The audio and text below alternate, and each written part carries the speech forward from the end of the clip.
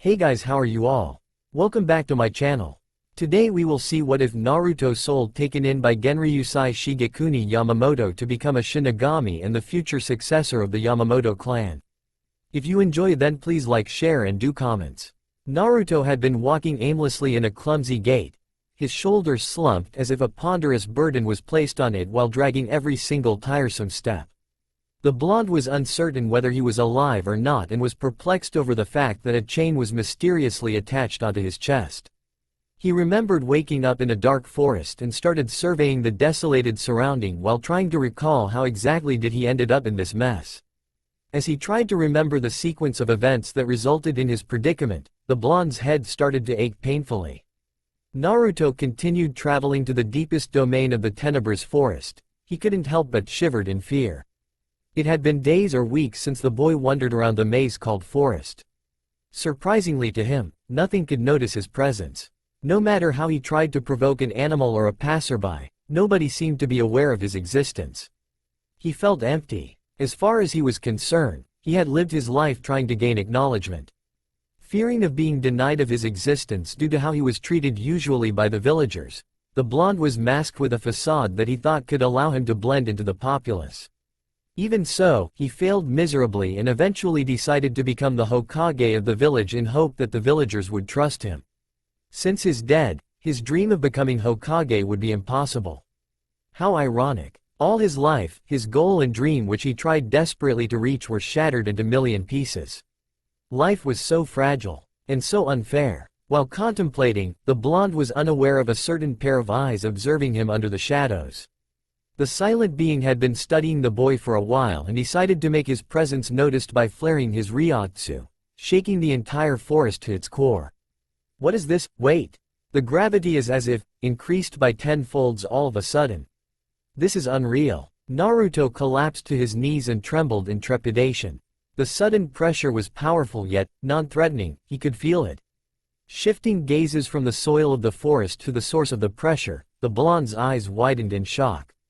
Standing not far away from the boy was an old man with an oversized white haori hung loosely over his shoulder and a wooden cane that he held in his hand. What truly amused Naruto was the ludicrous beard the being had grown on his chin that looked so bizarre.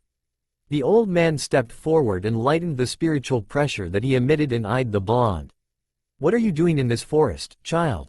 Naruto finally managed to breathe properly after the sudden heavy force of gravity seemed to diminish. "I apologize for my intrusion, child. I shall repeat once more, what are you doing here?" Bringing courage to the surface of all emotions, Naruto replied. I don't know, sir. I had woken up in this place with no memories of how I ended up here." The blonde gulped the nervous lump in his throat and waited for the stranger's response.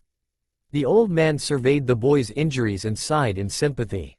This boy was only 5 and had already died in a gruesome death. Was it because of the influence of the Kyuubi that clouded his murderers' minds? Or was it fear that tainted those fools' judgment that made them harm this defenseless child? So the reports were right after all.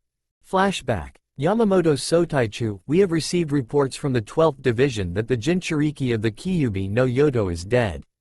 It seems that after his death, he released a significant high spiritual pressure that crushed his surrounding in an instant. The Sotaichu opened an eye and pondered. Such high spiritual pressure and only just died? That isn't possible. It might be the Kyuubi's doing. After a moment of hesitation, the old captain questioned. How did the detector qualified and rank the volume of Ryotsu released? On par with the Fukutaichu, sir. Very interesting. How did the boy died? He was beaten to death, sir. Predictable. Jinchuriki wasn't acceptable in the world of mortals. I won't be surprised if one of those slipped into the realm of insanity and massacre humanity to extinction. Yamamoto slammed his cane to the ground and spoke. Inform the squad that I will be leaving to Earth. During my visit, hand my duties over to my lieutenant. And, do inform my household to make preparation for a guest room. The old captain signaled dismissal and drew out a sigh. End of flashback. Come and sit beside me, child. Yamamoto Sotaichu sat on a log and gestured the boy to the vacant spot beside him. I will not harm you. Trust me and do what you're told. The boy nodded and sat beside the stranger while fidgeting his fingers nervously. So tell me, child, how has life treated you so far? The boy sulked upon hearing the question and studied the soil. Comprehending the boy's body language, the old man tilted his head and stared at the colossus trees in the forest. None need to be spoken. So, do you wish to come to a place where fate will not neglect your very existence, child? Naruto twisted his head to the stranger so fast that surprised even the old captain. Is that true? Will I be accepted? Do I get to be treated equally? Can I make friends with others without being scorned? Do I still need to search for food from trash cans? Frowning at the boy's questions, the Sotaichu ruffled the boy's blonde hair. No, you will not be suffering the terrible fate you endured in this world, child. If you accept my proposal, I will bring you to the Soul Society and train you personally.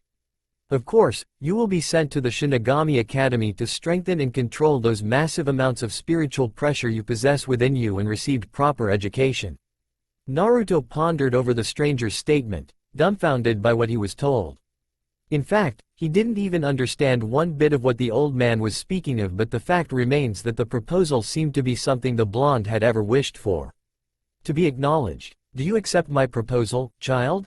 Why, yes. The stranger smiled and performed the kanso with the tip of his cane.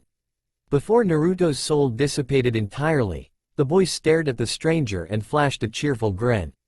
What is your name, Gigi? Genryusai Shigekuni Yamamoto. I will be waiting for you in Soul Society, child. Naruto Uzumaki. I'll see you soon, Gigi. As his statement was spoken, his soul had already completely vanished, leaving only a trace of sparkling spiritual particles floating in the air. It seems that this child will find greatness in Soul Society. I can see the hidden potential within the child. It wouldn't be a surprise if this child exhibits an extraordinary strength. His future may be obscured by the fogs of uncertainty, but it would be without a doubt that this child possessed the ability to change the future in a tremendous magnitude. I hope that my decision today will not lead any regrets. 8 years later. Naruto, 13 years old. Stay put, young master. Don't let him escape. Capture the monstrosity before old master comes home. Thunderous footsteps stormed throughout the entire Yamamoto mansion. Guards, panicking their stance of defenses while occasionally checking the surrounding vicinity, were paranoid over a certain blonde prankster. After the boy who was adopted by the master of the Yamamoto mansion was brought to the household, the once gloomy atmosphere was enlightened to a thrilling yet joyous ambiance. Hell, even the great Yamamoto Sotaichu laughed often ever since Naruto Uzumaki arrived to Soul Society. It was something rare the servants of the mansion or squad members ever witness. The great leader of the Shinigami laughing at a mere child's antics. Flashback. This is your new home now, Naruto. Naruto stared at the compound in awe. The entire estate's garden might as well be called an enormous botanic garden. The various beautiful yet rare floras were evidence. In the middle of the magnificent view of nature stood the mansion with the Yamamoto's emblem imprinted on the front wall of the building. Approximating the surrounding vicinity, the entire Yamamoto's compound may be as vast as half the size of Konoha. The blonde surveyed the mansion in excitement and stared at the old man. The look he gave the old captain was as if asking approval to either wreaking havoc or familiarizing the scenario.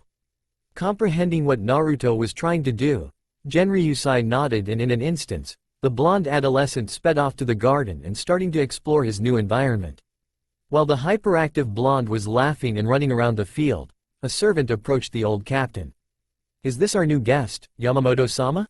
Yes, he will be living with us from today onwards. The servant widened his eyes in disbelief. Living with us? You don't mean? I have already filled in the necessary paperwork in order for Naruto to be trained under my tutelage, and of course, he will be my adoptive grandson. A adoptive, grandson? Is there a problem? None, sir. I will be making arrangement for young master to settle down here and spread the word of the arrival of our new young master. Please do so. He will be a handful though. Hi, if you may pardon me, sir, why would you decide to adopt that boy? The head captain responded with a chuckle. I see the boy in me back when I'm at his age. Months later. Please open the door, Naruto-sama. Yamamoto-sama will be upset if you skip your meal again. You can't train vigorously all day and don't eat, Naruto-sama. A female brunette servant knocked on the door continuously, but unfortunately, no reply was returned. Yes, young master. Please don't lock yourself in your room all day, Naruto-sama. It is unhealthy. Another brunette servant pleaded, but in no avail would Naruto respond. What is going on here?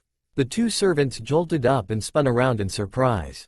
Yamamoto-sama, both servants exclaimed in unison. Naruto-sama has been skipping his meal again. He refuses to open the door and insists us to leave him alone. What should we do? Hand me the food. I will deliver it to Naruto personally. The servants did what they're told and passed the tray of food to their old master in utmost politeness. Genryusai stared at the plate of food and sighed. It seems that Naruto still couldn't fully adapt to his new environment. It is only logical that the child still deem us as untrustworthy due to his traumatic past. Leave now and continue your daily work. Hi. The servants bowed in respect and left. The old captain waited until he's alone and shifted his sight at the door before him. Naruto. It's me. Open the door. I would like to talk to you. After a few seconds passed, audible footsteps could be heard within the room and gets louder and louder until it came to a complete halt. The door cracked open and the blonde popped his head out of the door. Gigi. May I come in? Sure. Naruto opened his door and allowed his grandfather to step into his room. Genryusai placed the tray of food on the table and sat on the chair his grandson made dedicated for him. The blonde had declared the creation of the chair a tribute of his adoptive grandfather's kindness. Although the chair wasn't crafted perfectly, but in the old captain's point of view, the determination and effort spent on the chair was enough to turn a mere log to a fine masterpiece. What is this I heard about you refusing your meal again, Naruto? The blonde chuckled nervously while scratching the back of his head. Nothing? I was just a little sick so. Sick? Do you require Yuno Hana Taiko's attention, or do you need me to bring Yuno Hana Taiko's apprentice? Is Ann over here to check on you? Last I heard, the two of you seems to be quite friendly with each other. The blonde blushed. There is no need to call Izan-chan or Ba-chan here. I'm fine now. Really? Naruto sighed. No. What's the matter, Naruto? Is the service unpleasant? Are the maids mistreating you? Tell me and they will be punished accordingly. No is not that. Is just, well, I just can't trust them, yet. When I was alive, kind offering was impossible to me. I had to fend off myself from lies and deception from those villagers that hated me for reasons that I'm not even aware of. I used to ask myself what I did to deserve those harsh treatments but never found an answer. In a blink of an eye and I'm the young master of this mansion.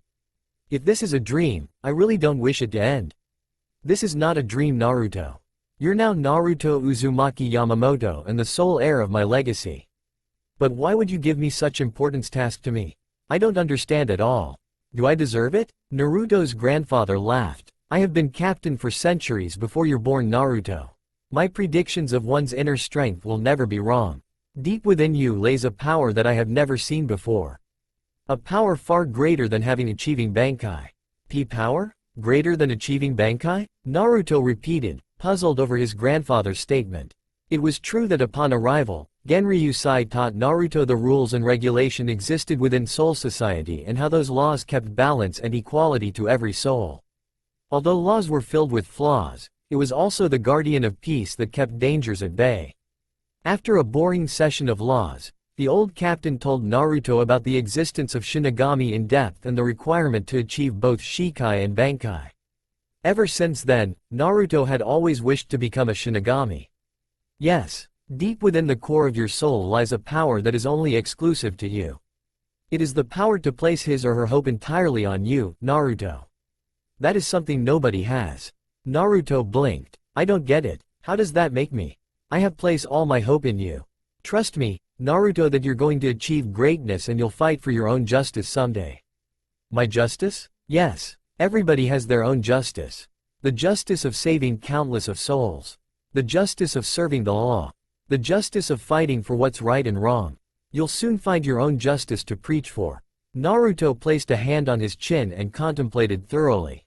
I know what's my justice. Naruto declared in delight. The old captain arched an eyebrow. The justice of protecting the one I loved.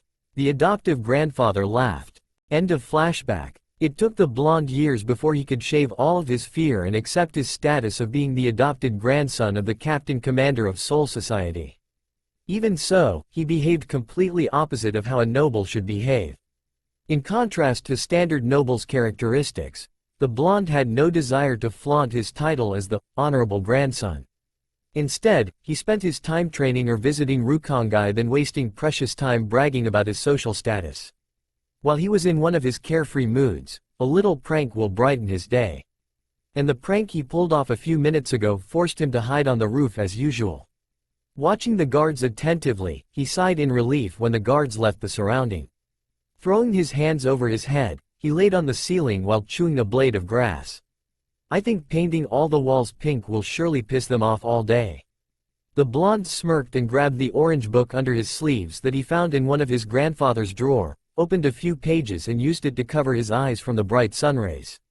A little nap will be nice. Indeed. Impressive feats for a child like you to be able to paint my walls in such stealth that nobody notices it until the very last moment. Truly impressive, but I certainly hope you could scrub off the paints from your little escapades, Naruto. The blonde bolted up and eyed the intruder who was standing beside him. Killjoy. Here I am. Thinking that I managed to fool everybody and you just have to show up and ruin the admiration I had for my plan, GG. Naruto pouted and folded his arms childishly. The old captain let out a hearty laugh and smiled. Trust me, Naruto, that it won't be long before you manage to prank the entire Soul Society. It would be rather entertaining to see Seireiki soaked in pink, but as a responsible Shinigami, I assumed you would clean up any mess you made. Realizing the hint, Naruto arched an eyebrow. You mean? I have enlisted you into the academy. With my recommendation, you will not need to participate in any entrance exams. I have already informed them of your skills and the academy is willing to offer you a place. From tomorrow onwards, you shall be one of the freshmen of the academy. I have faith in you, Naruto. Yay, I'm a Shinigami finally. Naruto did what a hyperactive boy would do, hugged his grandfather in joy. Next day, I will make you proud, GG. Believe it, Naruto had dressed into the standard male academy student's uniform, blue shitage, a white kasode and blue hakama. The Sotaichu laughed and ruffled his grandson's hair. Indeed you will. Now go and make some new friends. I will be waiting for your good news. You bet. The hyperactive adolescent waved his goodbye and dashed towards the academy. Youth. The old captain chuckled as he stood at the entrance of the academy, waving back to his grandson before strolling towards his own division. The academy will never be the same. Genryusai couldn't help but kept laughing at the predicament the academy will soon face. Life certainly will be very interesting after all. This place is freaking huge. Naruto walked through the hallway while examining every single corner of the place. Portrait of previous and current captains of the Gote 13, painting of famed influencer of the Soul Society and sculpture of brave warriors served as decoration all over the entire academy. Not to mention, the walls and ceilings were built with professional dedication. Every designs and patterns on the wall were made with decent proficiency. Wow, even these floor tiles were made by those rare trees that Ba-chan showed me when we went mountain climbing to collect herbs. Gigi must have spent an awful amount of time building tea. All thoughts were interrupted when something hit Naruto and the blonde fell to the ground. Naruto rubbed the sore bruise on his forehead and whined. OWW, what the? Watch where you're going. What? That's my line. You bump into me first. Nah, last I check you're the one who bump into me. And what's with your purple hair anyway? Is that even a natural color? Well, I'm not the one who has whisker marks on my cheeks. I'll have you know that this is birthmarks. Well, they look pretty crappy. And your purple hair looks like flowers sitting on dog shit. Everybody grasped and the volume of the hallway dropped dramatically to a dead quiet. A tear swelled from the girl's sunglow eyes. Do you know who I am? No. And I don't care. Why you baka? The pair exchanged glares. Naruto glanced at the girl's attire. Standard female academy student's uniform which consisted of a pair of red hakama and red shitage instead of blue. So much for my first day at school. Naruto mimicked his grandfather's sigh and wrestled to stand up in his feet. After dusting himself, he offered a hand to the girl. A silence intruded within the hallway. The girl blinked. Come on, get up. I don't have all day. B, but I'm hurt. A, and my leg, cram. Without a single hesitation, Naruto swept the girl up from the ground, bridal style. W, what are you doing, baka? You guess? Bringing you to the sick bay if there is any around. Why do you want to do that? Alright, listen, I think we got off from the wrong foot. I'm sorry for bumping into you and insulting your purple hair. Naruto then leaned in closer to the girl's face and studied the girl's facial feature.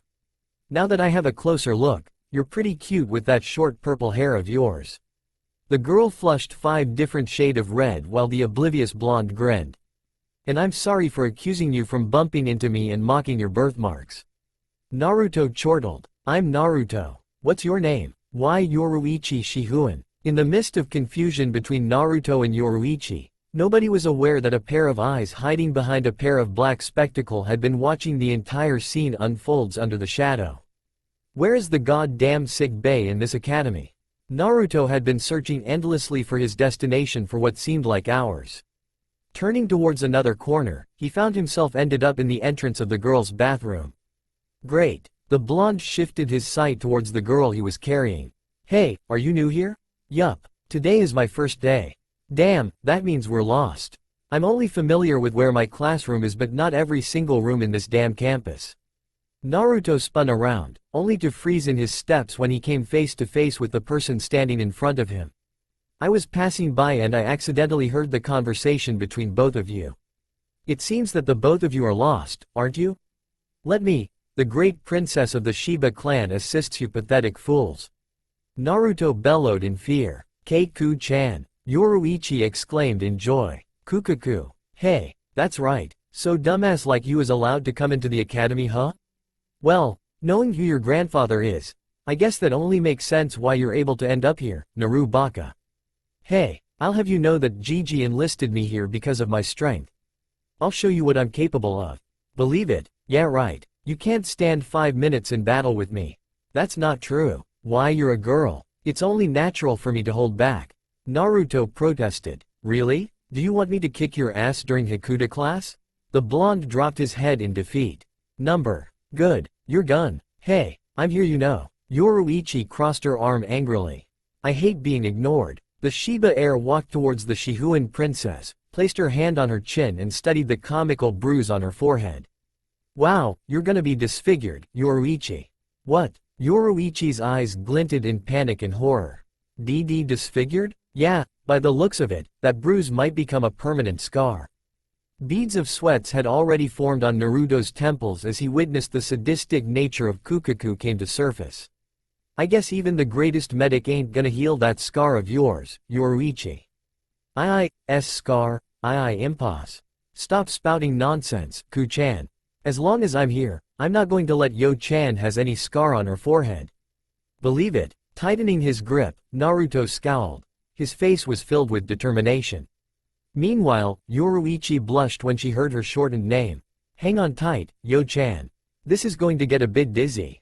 The pair vanished into a gust of jet stream as Naruto sped across the vast yet elegant hallway. Kukaku sighed and shook her head as distant scream of fear could be heard, from both crowds and a certain heir of the Shihun clan. Always the reckless one, that Naru Baka. 10 minutes later. Well, since you're all healed up, I guess my job is done here. See ya. Naruto walked towards the exit of the sickbay. Wait. The blonde halted his steps and whirled back. Yeah? Yoruichi looked fixedly at the ground. Her hand tightened into a ball and her face flushed a bright red. Thanks. Beaming a cheerful grin, Naruto replied. No problem. I owe you an apology anyway. It's the least I can do. Waving a goodbye, Naruto vanished into blow of gentle breeze, leaving a flabbergasted Yoruichi pondering over the blonde. Then a question hit her. How in the world did a newbie know Shunpo? Naruto materialized in front of his classroom from his Shunpo. Peeking into the door, the blonde sighed in relief as class hadn't started. Ambling into the room, Naruto earned several glares from several nobles.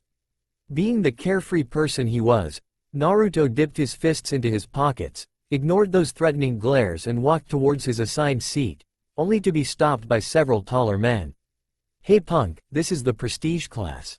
Another man stood forward. This class is reserved for nobles like us. Don't be like you should stay in those classes meant for losers like you. Naruto arched a questioning eyebrow and smirked. Is that so? I guess trash like you can only see the cover of the book and not the content of it. What did you say? One of the nobles seized the blonde's collar while several other nobles had already surrounded Naruto. We'll make you pay for what you said, punk. The spoken statement only earned the intimidators a frown from Naruto. Really? Within split seconds, Naruto grasped the offender's hand from his collar and gave it a squeeze. The man screamed in agony as he heard a sickening crack from his wrist. Naruto applied more pressure in his grip and grinned malevolently at the noble whom struggled in pain. Weak, very weak. The blonde shook his head in disappointment and threw the noble off to the back of the class. Without any slight delay, Naruto sent a kick to another noble who was about to tackle him, and his assaulter soared towards the other end of the room. Reacting to impulse, the blonde sidestepped a fist that was aiming at his face and thrust his knee into the attacker's gut, launching the man to the ceiling. Before another punch was delivered to Naruto's back, the blonde had already sensed the danger coming and ducked the blow while at the same time, elbowing his enemy's rib. Grinning manically, Naruto drew to his full height and slowly whirled around, eyeing the last trembling noble who was insulting him a few minutes ago. "If you attack me all. You'll what?" The blonde licked his lips sadistically. His grin broadened. "Are you going to call mommy? You know what I hate most? People who judge others based on mere preconception." Naruto glanced around the room. Horrified and admiration faces were directed at the blonde while his assaulters were lying around the room, groaning in pain. The blonde then fired a glare at the particular noble who had just wet his pants. Smirking at the noble's fear, Naruto walked casually towards the noble. "Stop it now, Naruto." The blonde blinked. "First day in school and you're creating trouble already." Naruto shrugged and dusted his hand. "Can't blame me, Ku-chan. I don't find trouble, they find me." Kukaku placed a hand on her hip and turned towards the scared noble. "Bring your mates to the hospital, and while you're at it, dry off your pants." The man paused. "But Kukaku-sama, Get moving, you worm." The noble yelped in fear, grabbed his unconscious friends and fled. "Bunch of losers. Kami-sama to heaven with God. What the hell happened here?" Yoruichi stepped into the room and examined the wrecked space. Cracked walls, broken blackboard and a chaotic mess of tables and chairs scrambled around the room. What really caught the Shihuan heir's attention was a particular blonde standing in the middle of the mess with a smirk plastered on his face. "Naruto? What are you doing here?" "Yo-chan. Well, this is my class." "Yo-chan? Now that I remember, that's the pet name he gave her when I met them in the corridor." "Did Naru Baka know Yoruichi beforehand? Why didn't I know anything about it?" "You're a noble?" Yoruichi asked. "Maybe." Kukaku took the opportunity and intervaled the conversation. "Class is about to start, so get your asses to your seats. Sensei will be pissed about this." Naruto nodded and sat on the nearest chair while Yoruichi sat beside her childhood friend, Kukaku. Feeling slightly uneasy about the disorder of the class, Yoruichi leaned closer to her friend and whispered, "What the hell happened here? Did a rampaging monster come to our class?" Kukaku couldn't help but smirked and pointed a finger towards Naruto. "To answer your first question, he did this mess." The Shiba princess folded her arms and exhaled. "To answer your second question, a rampaging monster did come to our class." Yoruichi widened her eyes. What? The monster is him." "Who?" "Naru Baka. Who else?" Yoruichi was shocked that a freshman could actually create such hectic mess. "What did he do?" "The usual. Trashing several losers all by himself." "Hey, are you serious? Is he that strong?" "Wait a second, what is his full name?" Kukaku looked at her friend in disbelief. "You mean you didn't know his full name? I thought the both of you are in some sort of intimate relationship." The Shihuan princess blushed. Shut up. We bumped into each other in the hallways." "That's that. So what is his full name?" Kukaku shrugged. "Naruto Uzumaki Yamamoto." And so, Yoruichi's jaw dropped upon hearing the name. An hour of boring lecture later, the class trailed after their sensei to their first Kido class. In all honesty, the sensei arrived in the classroom an hour ago and was merely amazed of the mess in the classroom. When asked why the sensei wasn't angered at the culprit, the sensei simply shrugged and said, "It's Uzumaki, what do you expect?" The answer sent the whole class into confusion, except a smirking Kukaku Shiba. Everybody tailed after the sensei while trying their best to avoid a certain blonde, afraid of his rage after witnessing the blonde single-handedly defeated several men. Yoruichi walked beside her childhood friend while unconsciously catching a few glimpses of Naruto's back. She was indeed curious about the blonde. "Hey Kukaku, how did you know about Naruto?" Yoruichi whispered. The Shiba heir arched an eyebrow and smirked. Oh, did a certain purple-hair girl fall in love with a blonde knucklehead? I am not in love. But I didn't say anything about you. Kukaku teased and giggled at her best friend's scarlet face. Alright, I won't tease you anymore. The truth is, we know each other since young. He was still a naive baka and often gets in trouble. Since we're neighbors, I have to save his ass every time. Soon, we become partners in crime and started our adventure of pranks.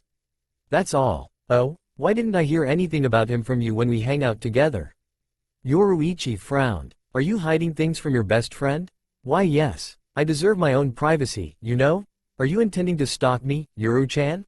Batting eyelashes, Kukaku whispered seductively. Are you in love with me? I'm not a lesbian. The Shiba princess flinched. She totally didn't see the sudden outburst coming. The sensei shook his head in dismay. The class was giggling and Naruto was choking in laughter. Yoruichi hid her face behind her hands in embarrassment. I hate you, Kukaku. Alright maggots. I'm your Kido instructor and I hope you kids have learned the basic of Kido and their chants. If either one of you has forgotten the chant, the basic or having the spell blown up in your face, then you're going to detention. Do you hear me, fools? Hi. Good. Now line up and wait for your turn to demonstrate your skills to me. Yoruichi and Naruto stood in the back of the queue. The Shihuan heir never fidgeted nervously in front of anybody.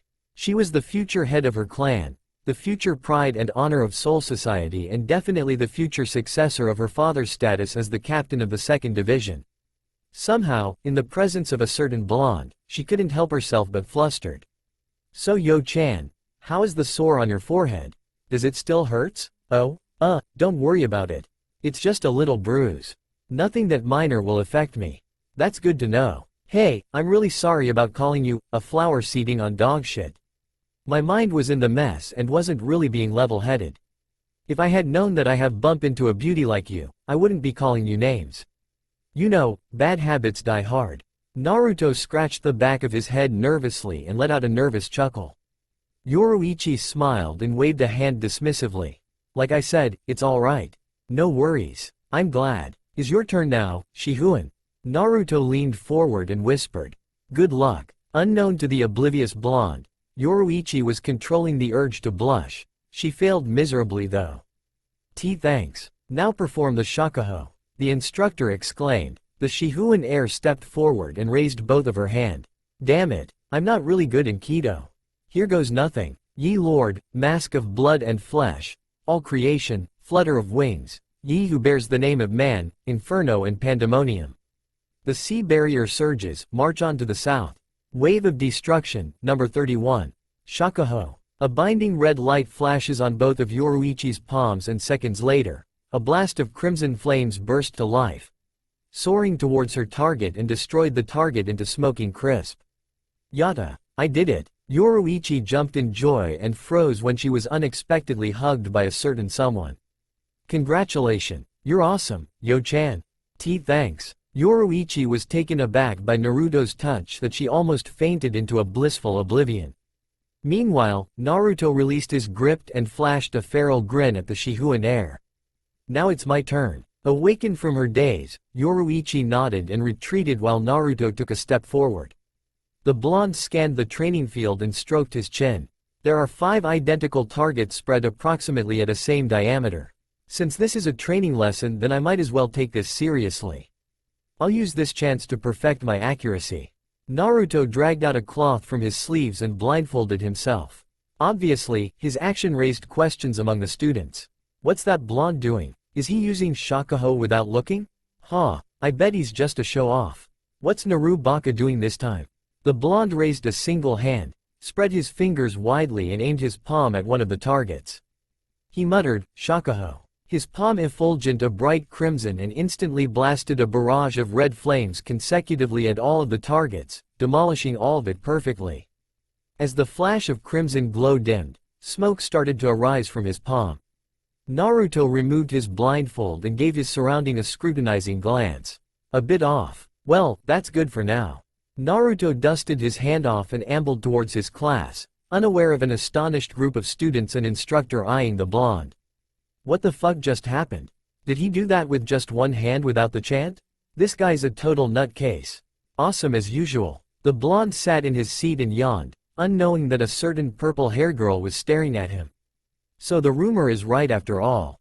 Naruto Uzumaki Yamamoto. He is indeed a prodigy that descends to Soul Society every millennium.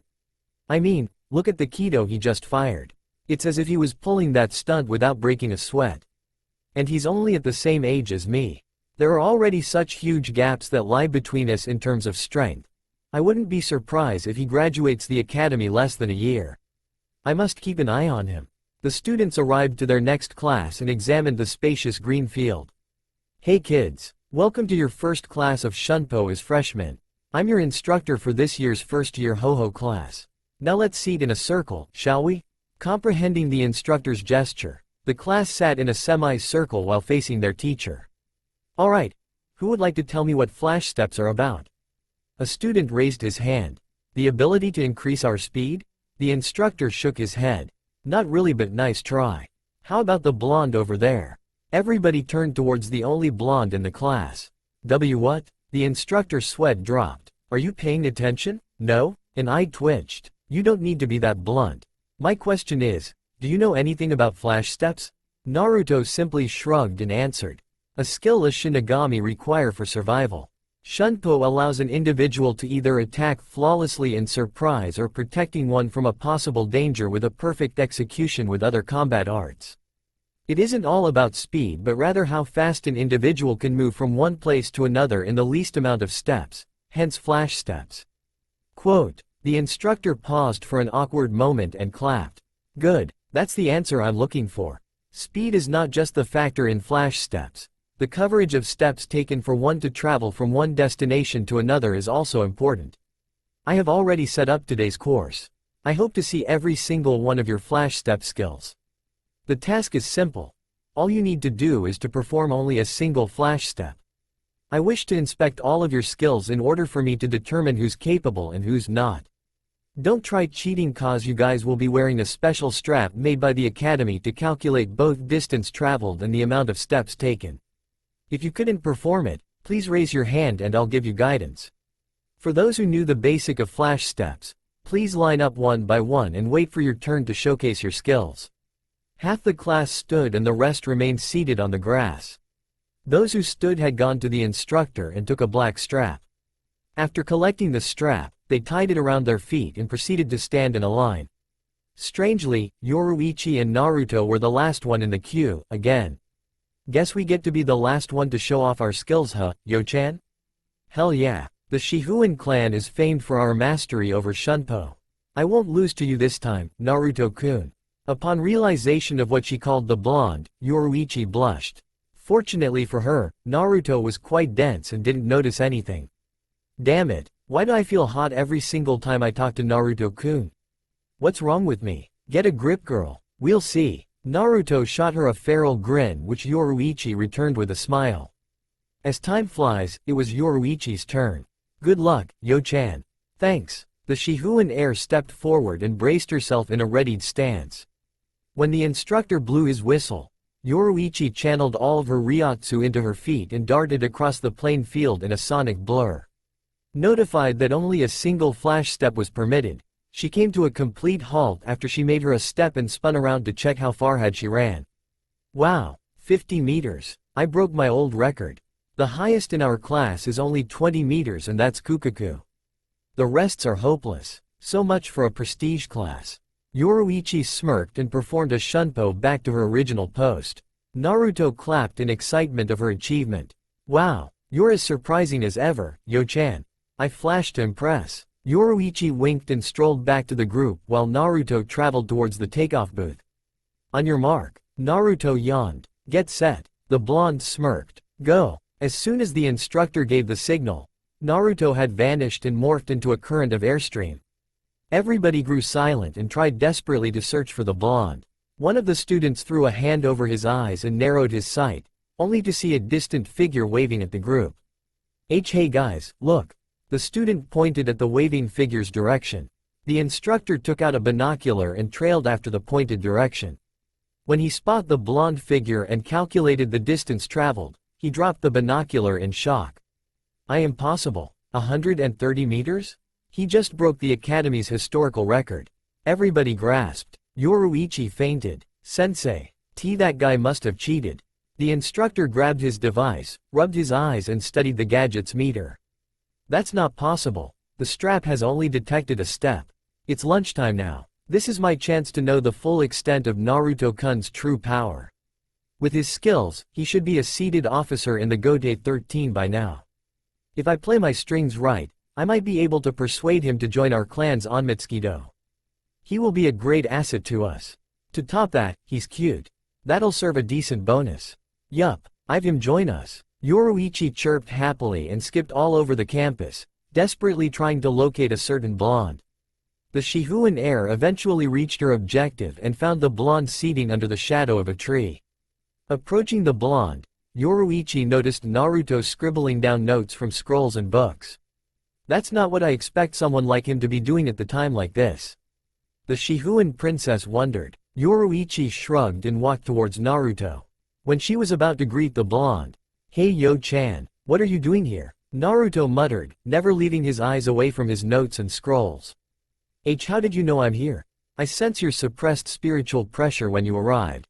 I must say, you got some decent amount of ryotsu there. The blonde stopped his work, put his pens down and looked up with a smile. Are you going to sit or are you going to stand in front of me all day? Yoruichi blushed and sat beside the blonde. She glimpsed through the book and took cognizance of what Naruto was reading.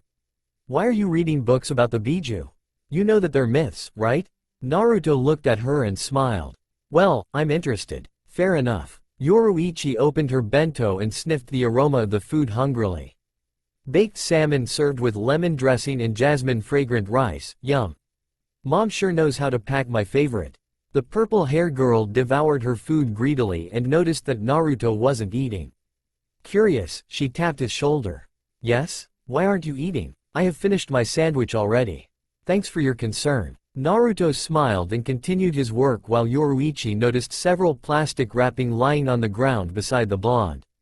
The Shihuan heir resumed consuming her food while unconsciously staring at the blonde. Come on, think of something. I'm supposed to be engaging him in a conversation. I need to know more. Wait. I know. Yoruichi swallowed her food and broke the silence. So, do you like reading? The Shihuan princess slapped herself mentally. Damn, what a stupid question. Gigi forced me to like it.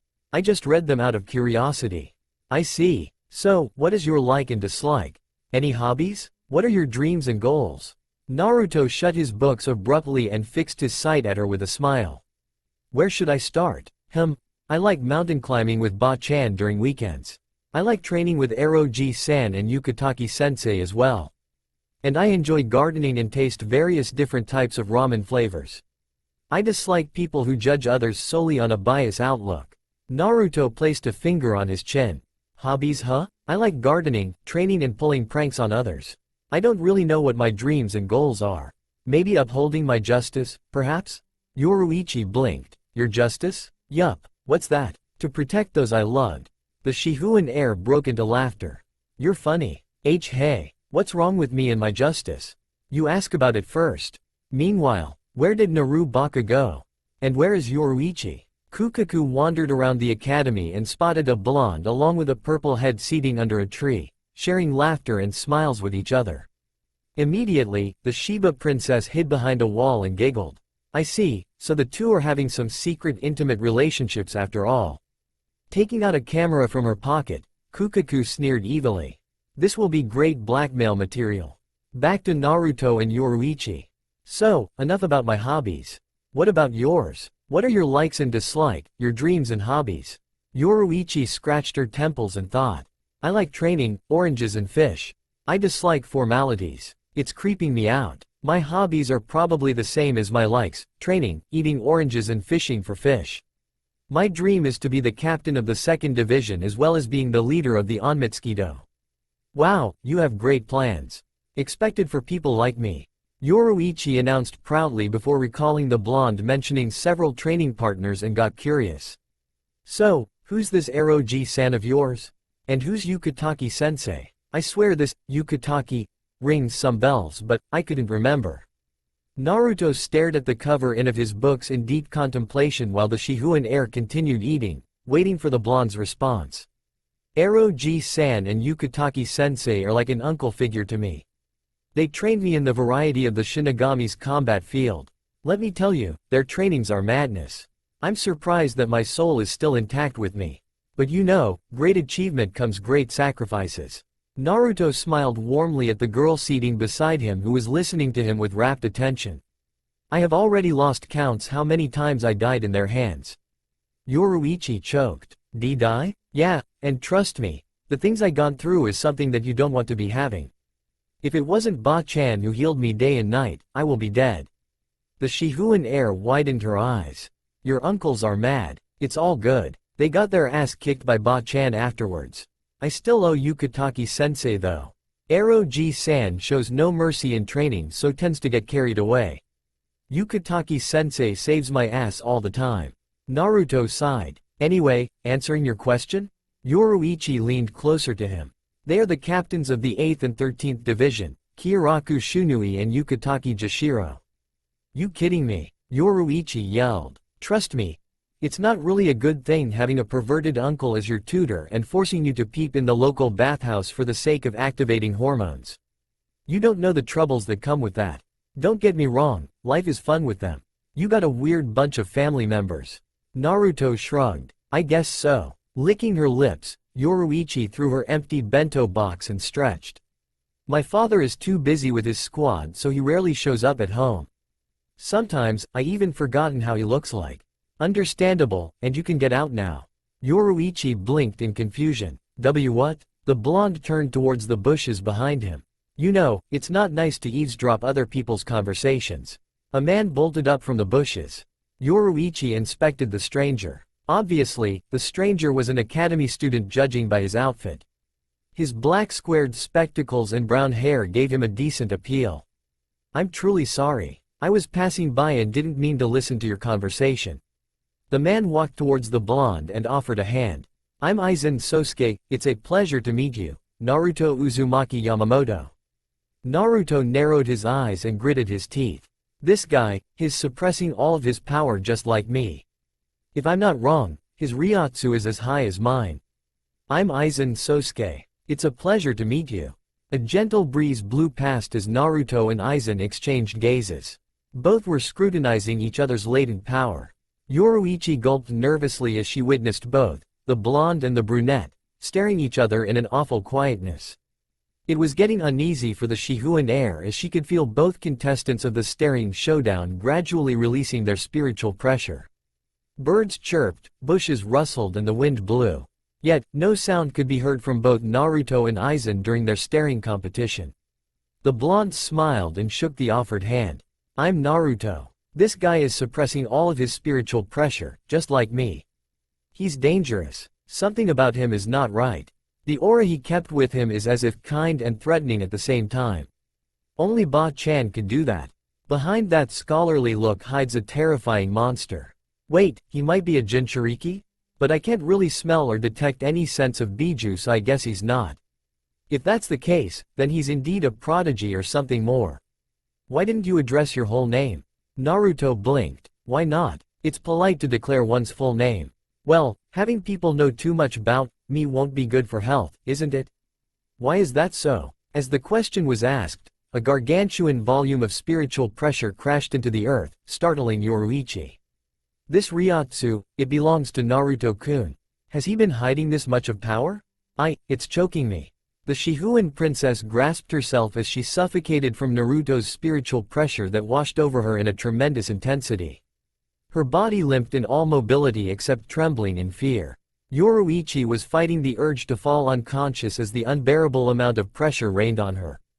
"'Cause they'll quaver in fear once they hear my full name."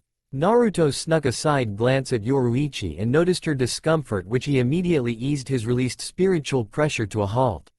When Yoruichi was able to breathe properly, Naruto turned to Aizen and smiled.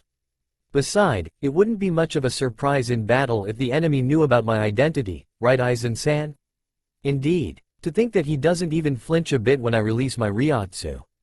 I gotta get Yo-chan out of here." Naruto packed his scrolls and notes into a small backpack, stood up and gracefully curled his hands around Yoruichi's waist, carrying her in a bridal-style fashion. "If you may excuse us, we got some private matters to handle." Naruto whirled his attention to Yoruichi and flashed a feral grin. "Right, Yo-chan?" His words sent shivers up the Shihuan princess's spine. Why yeah. See ya, Aizen-san." The pair disintegrated into an aftermath of sand dust tailing after their traces, leaving Aizen staring at their departure. "Remember this, Naruto Uzumaki Yamamoto, if you're not with me, then I will kill you." The brunette adjusted his glasses and gave a malicious grin before vanishing from the sight. "What was that for?" Yoruichi screamed. "I'm sorry, Yo-chan. He was a threat, Sai. Don't you ever do that again without informing me." She hissed vehemently. "It was a tight situation. If I gesture, consequences be damned," the blonde yelped. Hi. Where are we?" Naruto blinked and scanned his surrounding before giving Yoruichi a cheesy grin. "On the roof? Roof? What in Kami's name are we? Put me down." Abiding order, Naruto gently placed the Shihuan princess down. After patting dust off their clothing, Yoruichi shot Naruto an angry frown. "Why did you rush off so hurriedly? That guy was just trying to be fryin'." Yoruichi. The Shihuan heir winced. As far as she knew, Naruto had been addressing her as Yo-chan all along. "He looks serious." Yoruichi opened her mouth for a response, but shut back at the blonde's untypical silence. Naruto didn't speak and left a long sturdy gap of silence between their conversations. His fist clenched tightly and presented Yoruichi a rare look of concern. "Take my advice and don't go near him." Naruto narrowed his eyes, sparking authority to his tone. "He's dangerous. Trust me." Yoruichi blinked and waved a hand dismissively. "Come on, what makes you say that?" Naruto didn't respond to the question but instead, tilted his head and stared at the white clouds hanging idly in the blue sky. "My instinct." The bell ranged, indicating the end of lunch. Naruto and Yoruichi jumped to the nearby tree from the roof and ricocheted from there to the wall of another building before descending to the ground. Being a challenger, Yoruichi decided to compete with Naruto. A simple game of tag with the Shihuan heir being the escapee and the blonde Yamamoto heir being the tagger. Surprisingly, Naruto never caught Yoruichi. Because, throughout the game, his mind had been influenced and taken over by a certain pervert. Even though she's only 13, she has a Y butt. It's round and shaped in the most perfect way. Shaking his head, Naruto cursed internally. "Damn Ero-ji-san. I'm being training and peeping with him too much. If this goes on, I might become a super pervert like him." Meanwhile, Achoo. Shunsui wiped his nose. Seems like somebody is spreading their love to me out there. "I'm disappointed, Naruto-kun. You got the best shunpo in our class and yet you lost to a little girl like me." Yoruichi folded her arms and swayed her hips as she walked towards their next class. Naruto, whose innocence had been completely cleansed away from him, couldn't help but ogled at the Shihuan princess's swaying hips. "I believe I deserve the title as the Foz Naruto-kun. Are you listening to me?" Yoruichi turned to her back and found the blonde drooling. Further inspection, she realized that Naruto was actually staring at her hips. Smirking with evil intentions, she ambled towards the dazed blonde and snaked her arms around Naruto's waist, letting out a seductive purr in the process. "Are you looking at my butt, Naruto-kun?" Naruto nodded dumbly. "Are they cute to you?" The blonde nodded again. "Do you want to touch it?" "Yay no." Naruto finally awoke from his daze and unloosed Yoruichi's grip. Resisting the temptation to touch that soft and tender butt, Naruto ran towards a wall and slammed his head straight on. "Wah Naruto-kun." The blonde slumped against the wall while clutching the bruise on his head. Taken aback by Naruto's rashness, Yoruichi ran towards the bond. The Shihuan princess crouched beside the blonde with concern and panic written all over her face. "What in Kami's name are you doing?" "Ouch, sorry, Ba-chan taught me this technique whenever my mind is filled with certain ideas." "Wow, I don't know who your Ba-chan is but I think she wanted to end your life." "No, it's just the fastest way to remove certain thoughts from my mind. And she hated perverts, so." Yoruichi laughed and lifted Naruto up. "I'm sorry for teasing you, so stop doing that. You're just going to shorten your life if you keep slamming your head on a wall. It can't be helped. I'm brought up by a woman who scorned perverts with a passion. You really should show me this Ba-chan of yours someday. She's funny." Rubbing the sore on his head, Naruto's lips curled up to a grin. It's alright, you should know her anyway. I heard that she's quite popular among Shinigamis. Yoruichi raised an eyebrow in curiosity. Oh, popular? I know her? Who's she? Naruto simply shrugged. The captain of the 4th division, Hana Retsu. The purple hair girl tripped. Naruto and Yoruichi had finally arrived to their next class's venue. Glancing into the room, the duo opened their mouth in amazement. For an indoor dojo, the pair was truly fascinated by the sheer size of the training hall. Get in line, children. Naruto recognized that voice. Gigi? Naruto, get in line with your girlfriend. Yoruichi blushed. In the group of students, Kukaku smirked. I knew the both of them are in some intimate relationship or some sort. We're friends only. Naruto and Yoruichi yelled in unison. Whatever you say. Now get in line, you two are late. What are you doing here, Gigi? Aren't you too old to be a teacher? Everybody widened their eyes in terror. Never had anybody dared to address the great leader of the Shinigami in such informality. It was said that the captain commander wielded the most powerful fire-based Zanpakuto and nobody had ever surpassed the sword's power. In battle, the ancient captain was more than just a force to be reckoned with. He was supposedly a god of war among Shinigami. The group started muttering, sharing gossips among themselves. Why is a mere freshman speaking in such an impulsive voice to Yamamoto-sama? He's insane. That's the most powerful captain in history that Dobi is talking to. Is that idiot that dumb? Why is he calling him Gigi? Everybody gawked as the scene unfolded. Appearance has no relations in terms of power. I have thought you better, Naruto. The blonde snorted. Whatever, Gigi. I'm going to kick your sorry ass to the moon this time. Believe it, the class shrieked in horror. The old captain laughed. Foolish imbecile. That's what you said every time we spar. You know better than anybody what the outcome will be, Naruto. Naruto crossed his arms childishly and pouted. Now stand with your class so I can give you a warm welcome to your first Hakuda lesson. The blonde arched a brow. Hakuda? I thought somebody like you will be teaching Zanjutsu classes instead.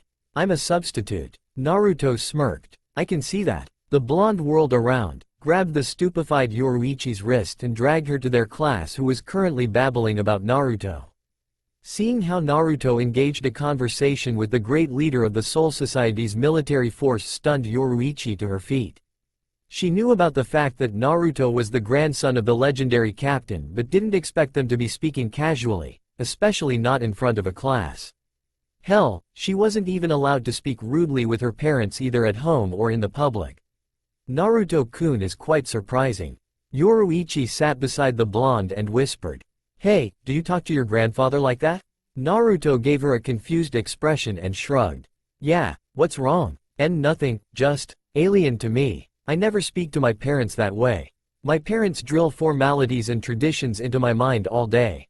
It's choking my life. I know. I've seen Ku-chan with her family. Her parents are dead serious at everything every time. It's no wonder she has an aggressive ego. At the same time, Kukaku sneezed. Some bastard must have been talking about me. Yoruichi giggled. The old captain slammed his staff to the ground, catching everybody's attention. Now, do ignore the juvenile conversation I had with my foolish grandson over there and let us proceed to our lesson in Hakuda. Before we commence in our session, I would like to welcome you to Shinoreijutsuin, otherwise known as the Spiritual Arts Academy, where we trained you to be a fine assets for the greater good of Soul Society. A boy raised his hand. Yes, child? The boy pointed an accusing finger at Naruto. Why did that guy over there able to speak to Yamamoto-sama in such a crude manner and escape punishment? Because he's my grandson. Does that answer your question, child? Why yes. Now, as I was saying, Hakuda is the basic art of close combat. In Hakuda, physical strength, skills and reflexes are the fundamental prerequisites in the art of hand-to-hand combat. As you have all known, the Shihuin clan is famed for their extraordinary skills in this particular field of combat. Yoruichi smirked in pride. But that doesn't necessarily mean Hakuda is essential for being a Shinigami. Hakuda will come in use when you're disarmed or engaging in a battle when Zanjutsu isn't permitted. For that, I would like to have 2 volunteers to display the fine arts of Hakuda. Who would like to come up on stage? Everybody was uneased by the request except an unfazed blonde and an excited purple head. Eager to showcase her skills, Yoruichi raised her hand as well as raising Naruto's. Naruto and I would like to participate. Wait, I didn't say that I want to be part of this. Are you scared of a little girl like me? Yoruichi batted her eyelashes innocently, furthermore, placing a finger on her lips for extra effects. Alright, fine, I might regret this. The Shihuan heir laughed and dragged the blonde away from the class. Remember children, this is only a friendly spar. And Naruto, don't kill her. The whole class stared in confusion. Hey, show no mercy to me, Naruto-kun. I'm not afraid of you. Naruto sighed. I really don't want to do this. The blonde cracked his knuckles and pulled out a grin. But well, let's do this. Standing within the audiences, Kukaku shook her head. Naru Baka's gonna lose. That idiot's too soft to be fighting girls. The captain commander slammed his cane onto the ground. Begin. Naruto and Yoruichi had disappeared from their respectively stances and appeared in the middle of their arena, fist connected with fist. The collision of both fists sent a shockwave in the hall. Trained like a warrior, Yoruichi didn't leave any slight hesitation and seized the blonde's wrist before throwing him, launching him to the back of the dojo. Damn, she's strong. Naruto knew that it was impossible for him to decelerate by the solid toss, so he decided to wait before impacting on the wall. Prior to being slammed to the wall like a ragged doll, the blonde did a somersault in midair in order to reverse the position of his body and thrust his feet onto the wall instead, cracking the wall in the process.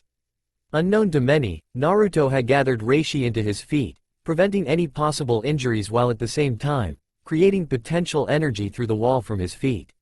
Releasing all of the stored reishi at once, Naruto burst into speed and darted towards Yoruichi.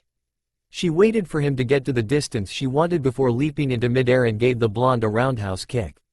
Before her foot made contact with Naruto's face, the blonde vanished and reappeared behind Yoruichi, pummeling her to the ground with a double axe handle.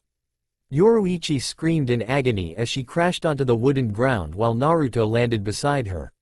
Want to key? A pair of slender hands surged up and clutched the blonde's shoulder.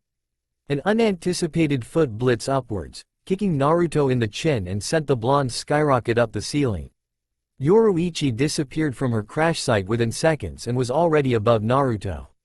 A single delay wasn't wasted with Yoruichi giving Naruto a back flip kick. The blonde groaned in pain as he smashed onto the wooden floor while Yoruichi dropped gracefully beside Naruto. Everybody grasped at both of the competitors' strength. Want tea? Naruto's presence had already manifested behind the shocked Yoruichi and gripped her shoulders, yanking her to the opposite wall of the hall. The blonde morphed into a gust of airstream, hurling towards his opponent and appeared atop of Yoruichi. Sensing a fist coming her way, Yoruichi countered the approaching strike with her own fist and swung an uppercut. Naruto instantly disappeared in a sonic blur before the attack was delivered.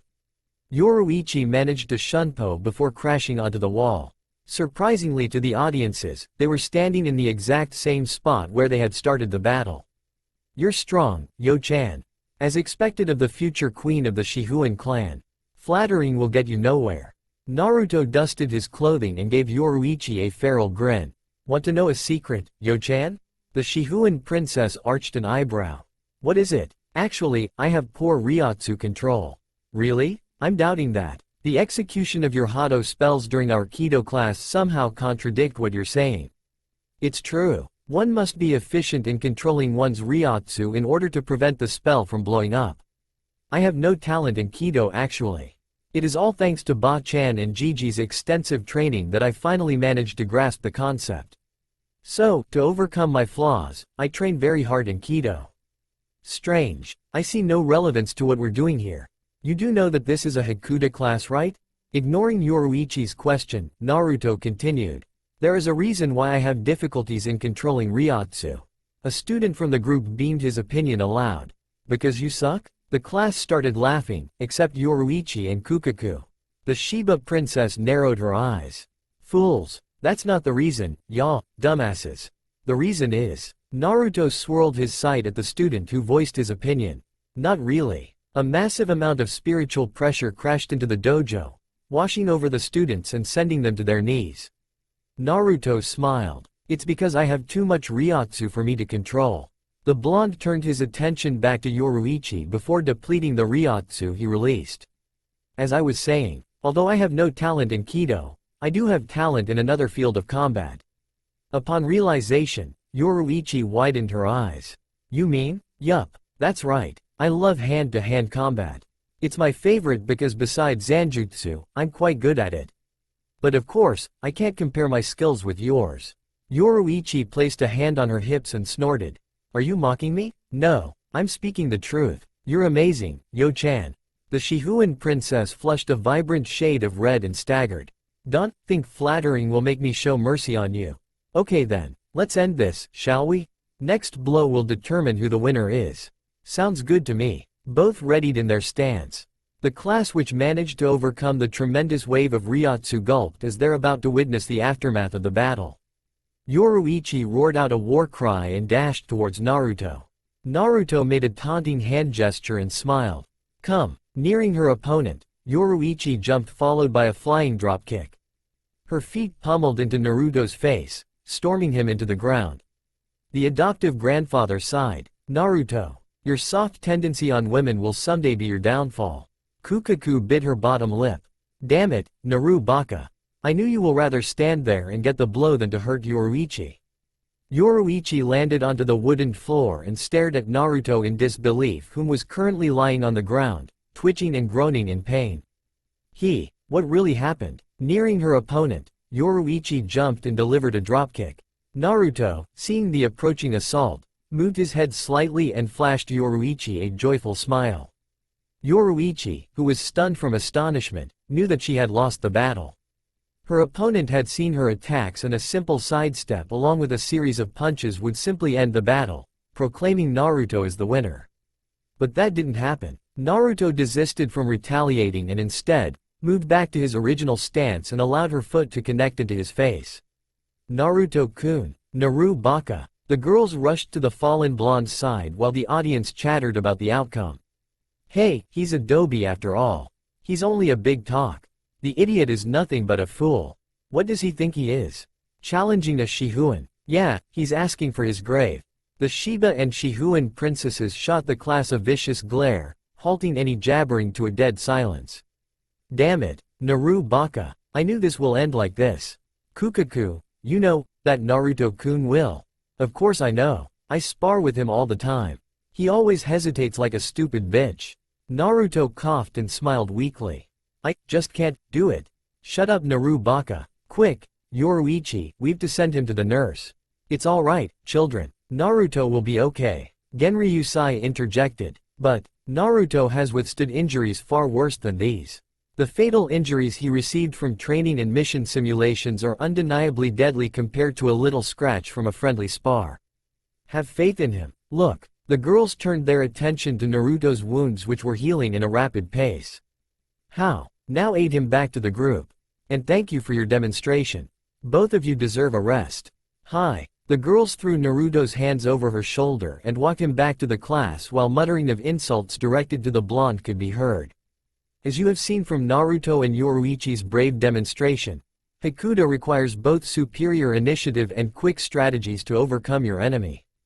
An individual who has power but lacks the knowledge of executing their attacks are as useless as an individual having no power at all.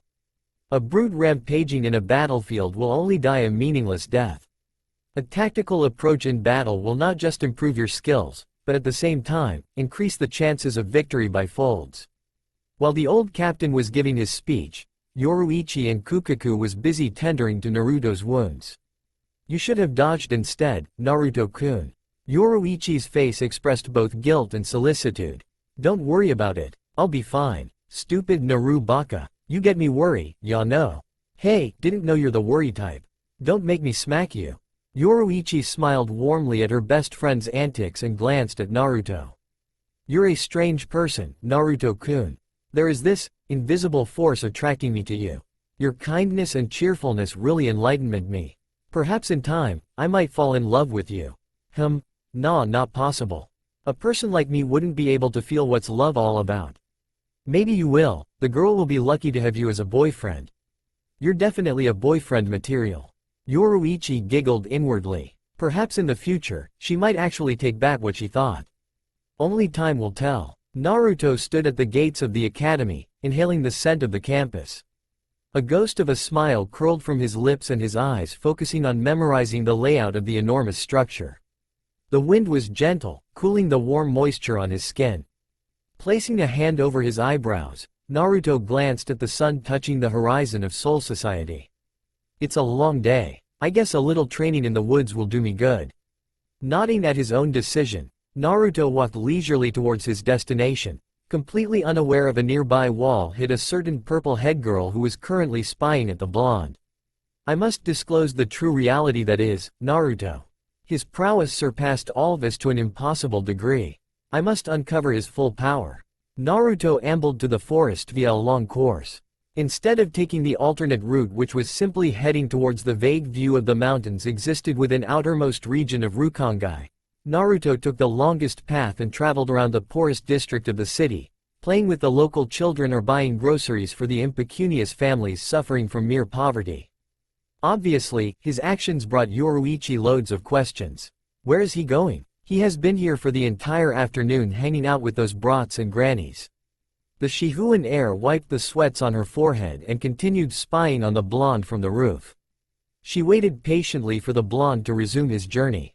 For hours, Naruto would browse stores by stores and engaged in a steady conversation, with laughter in between, before leaving. Well, at least I know he's good with kids. He'll be a great father in the future. Yoruichi blushed as her annoying thoughts flooded her mind. Shaking her head vigorously, the Shihuan heir mentally screamed. No. Got to concentrate. Yoruichi sighed in relief when Naruto finally left Rukongai and proceeded entering an isolated forest. What is this place? The Shihuan princess gulped and followed the blonde in a safe distance, ensuring that the blonde teen she's following wouldn't be able to sniff her presence. Naruto traveled into the deepest realm of the forest. As he continued walking, the blonde tilted his head and smiled at the sparkling stars shining in the night sky, accompanied with several dark clouds barely visible from the darkness. I'm almost there. Twack. Pausing in his steps when the mysterious sound was heard, Naruto shut his eyes and focused on enlarging the range of his spirit awareness radar, only to spot a particular familiar spiritual pressure behind him. A smile crept up on his face. I must be stupid not to notice her following me. Stupid twig. Yoruichi mentally cursed. He stopped in his tracks for a while and continues walking. I think he didn't notice me here. He probably pauses because of the damn twig. Hopefully. Upon approaching to the destination, Naruto halted in his steps and surveyed the beautiful lake ahead of him. The shallow lake was designed by nature with a waterfall pouring torrent of water to the lake while pebbles surrounded the water. Noticeable to the eyes, the water that flows to an outstretched distance seemed to glitter under the reflection of the stars. The flowers that grew beside the lake only enhanced the brilliance gleam of the lake.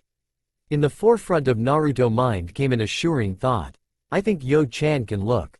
It's not like Shikai is easy to obtain and she probably don't know what I'm doing anyway. Is he learning Shikai here? Yoruichi wondered while she climbed her chosen tree that could allow her to admire the view and at the same time, able to speculate Naruto's doing. Seating in a meditating posture above the lake with enhanced Ryotsu control, Naruto opened his palm wide open and allowed his eyelids to shut gently. After a moment, a current of wind spiraled around the blonde's hand and a katana manifested. Acting by reflexes, Naruto gripped the red hilt of the sword while his rigid posture remained above the water. The blonde teen opened his eyes slowly and looked at his reflection from the cold blade of his Zanpakuto. This guy still isn't telling me his name. Naruto whispered, and yet I can feel its power flowing within me. Focusing his mind into a calm state of conscious, Naruto dived into his mindscape. Hey, anybody here? Naruto stood on a white cloud while occasionally sneaking glances of what's below him, a mist of emptiness. There was nothing but a bottomless abyss filled with a thick fog that obscured vision. The blonde examined his mindscape. He was merely standing atop of the atmosphere in the bright blue sky, decorated with several platforms shaped into gargantuan chunks of clouds. Naruto yelled, "Hey, come out now." A violent burst of jet stream flooded the surrounding and a powerful Ryotsu was lingering in the air. It wasn't long before a white dragon descended from a binding ray of light, seemingly the celestial dragon enthroned in the innermost realm of heaven within Naruto's mindscape. The great lizard landed in front of Naruto with a growl, its piercing blue eyes eyed the blonde. Its wings spread to the fullest, accelerating a series of shockwave across the mindscape as the dragon flapped its wings and massive hurricanes soon formed beside the blonde. "You have come back again, brat." The blonde shrugged. "I have to. State your business and leave." "What business do I have besides asking your name?" The white dragon didn't speak and allowed a silence to intrude. "So, what's your name?" Naruto's heart was racing in excitement. Adrenaline pumped to the max as the blonde awaited a response from his Zanpakuto, who was inspecting the features of his wielder. The hurricanes and typhoons that sprang to life a while ago gradually lost its strength and eventually dissolved into a harmless breeze of wind. Noticing the calmness of his mindscape, Naruto spoke. "What is it? You want to know my name? Are you worthy to know my name, brat? Worthiness comes from the quality of one's action. My worthiness can only be proved to you if you trust me." "Well answered, brat. How do you want me to prove my worthiness?" The dragon stared through the core of the blonde's soul and glared at the tenant within the boy. The Zanpakuto could feel the snicker coming from the fox. "I see. So Kyuubi didn't die after all. His soul remained intact with the boy, but in return for his longevity and survival, his power flows within the vein of this boy." The last few attempts of the boy coming to his mindscape proved to be a failure, since the boy didn't hear my name, but I wasn't aware of the fact that my wielder is the Jinchuriki of the nine-tailed fox. It's no wonder that this boy gained such prodigious power from both the Kyuubi and his hard work. Naruto waited patiently for a response, aware of the fact that the dragon was in a state of deep consideration or analyzing his latent potential. Breaking the silence, the dragon spoke. "Very well, tell me what you will do after gaining my power." Without a slight hesitation, Naruto replied with confidence. "I will protect those I loved." "To what extent?" "To the death." "Why do you fight so hard for those people?" Naruto smiled. "'Cause they cherish me." "Are you willing to lay your life for an innocent life?" "No doubt I will." "What if I tell you that all of these that you're being fighting for are all but a dream?" "Then I will fight for the dream." "Will you love this dream?" "I will. And I will treasure it till I awake from my slumber." The dragon was amazed by the rapid responses it received. The tone was filled with confidence and truthful sensation. "You do know that I am part of you. For your words are truth or lies, I will know." "So, am I lying?" The dragon pondered for a moment. "No, you have indeed gained my trust from your words." "Braced yourself, boy." Naruto gulped. The celestial dragon roared. "Never hesitate in battle." The white clouds tainted in black. Soon, raging thunderstorms and furious hurricanes came to life. The berserker winds rushed across the mindscape, howling in anger while the blonde stood firmly in his stance, unfazed by the sudden changes. Naruto clattered his teeth as the wind's temperate decreased dramatically. Enraged tornadoes drew nearer to the blonde while the dragon's gaze fixed on the blonde. "Never fear in battle." The words echoed through the wind, voicing over the entire mindscape. "Never quaver in battle." Shutting his eyes, Naruto felt a sudden surge of power overflowing into him. "Protect those you love." Millions of typhoons accompanied with a stream of violent storm filled the mindscape. "Slay those who harm what you protect." The white dragon let out a deafening roar. "Listen well and clear. I'm the most powerful wind-based Zanpakuto. Now do me proud and hear my name." Yoruichi stared at the blonde, who was surrounded by a torrent of raging winds. "The air is changing. What's going on here? Has he achieved?" Her thoughts were lost when an overwhelming volume of spiritual pressure crashed onto earth, pinning her in her spot. The Shihuan princess widened her eyes. A hurricane made by superior Ryotsu slammed into the blonde and enclosed the teen within the depth of the wind. Naruto opened his eyes abruptly. His pair of cerulean eyes glowed a flash of blue. The blonde stood up in the confined dome within the twister and clutched the hilt of his sword tightly. Rage of the heavenly storm. The airstream focused its path towards the sword while the blade swallowed the overflowing Ryotsu and wind. A moment after the sword devoured all the Ryotsu released, Naruto sliced the hurricane and dissipated it into a wave of charging air blast. Fujin Hyogatsu. The tyrant of fury winds blasted through the entire forest, spreading the overwhelming force of Ryotsu across the woods. As those words were spoken, the guard of the sword ignited into flames and soon deformed into two identical dragons' head coated with silver and remained adjacently opposite with each other as the latent guard of the Zanpakuto. The blade of the sword broadened in length and width compared to the unreleased form of the sword. Finishing the last touch of the design, the end of the hilt sprouted a shimmering silver claw. Naruto stared at his sword and smiled. I did it. As the raging winds calmed, Naruto lost all of his strength in standing and collapsed to the water. Yoruichi covered herself from the gashing wind rushing through her. This power? Peeking over her hands, Yoruichi stared in disbelief at the sight before her. The water beneath Naruto cycled him while a visible airstream revolved around the blonde teen. What truly amazed her was the fact that the blonde's Zanpakuto had subsequently changed. Is that his Shikai? The Shihuan heir examined the released state of the blonde's Zanpakuto. Emotions rushed through her as she engrossed at the aftermath of the blonde's Shikai. Envy, excitement and a little spice of jealousy inflicted her mind as she wondered how Naruto could achieve Shikai at such a young age. All thoughts were abandoned when she saw Naruto fell into the shallow lake. Instinct kicking in, Yoruichi landed to the ground and dashed towards the fallen blonde. Naruto-kun, damn, is this how people feel when they achieve Shikai? Naruto mused. Sweats formed on the blonde's temples while water droplets dripped from tip of his golden bangs to the lake. Slender hands hoisted the blonde's waist suddenly and dragged the teen to shore. Naruto was unable to sense any presences. It was as if somebody smashed the blonde's head with a rock. His headache was unbearable. Everything was swirling around him and he could only hear grunts coming from his savior. When the hauling process stopped, Naruto felt extra weight dropping onto his chest. When the pain in the teen's head was gone, Naruto opened his eyes and found Sunglow eyes returning gazes. Now it makes sense. Yo-chan was the one who was dragging me. I think I'm too worked up with the pain that I've forgotten Yo-chan was nearby. Yoruichi panted tediously as she lied atop of Naruto. What are you thinking? Sorry, Naruto replied weakly. The Shihuan heir took a deep breath before recovering from her exhausted state and growled. Don't do that next time. Naruto sat up slowly and surveyed the traces of his Zanpakuto from his surrounding vicinity. The blonde then realized that he had been holding onto his sword throughout the entire session and slapped himself mentally. Yoruichi turned and stared at his sword. So, that's your Shikai? Naruto smiled. Yeah, what does it do? Don't know. What do you mean you don't know?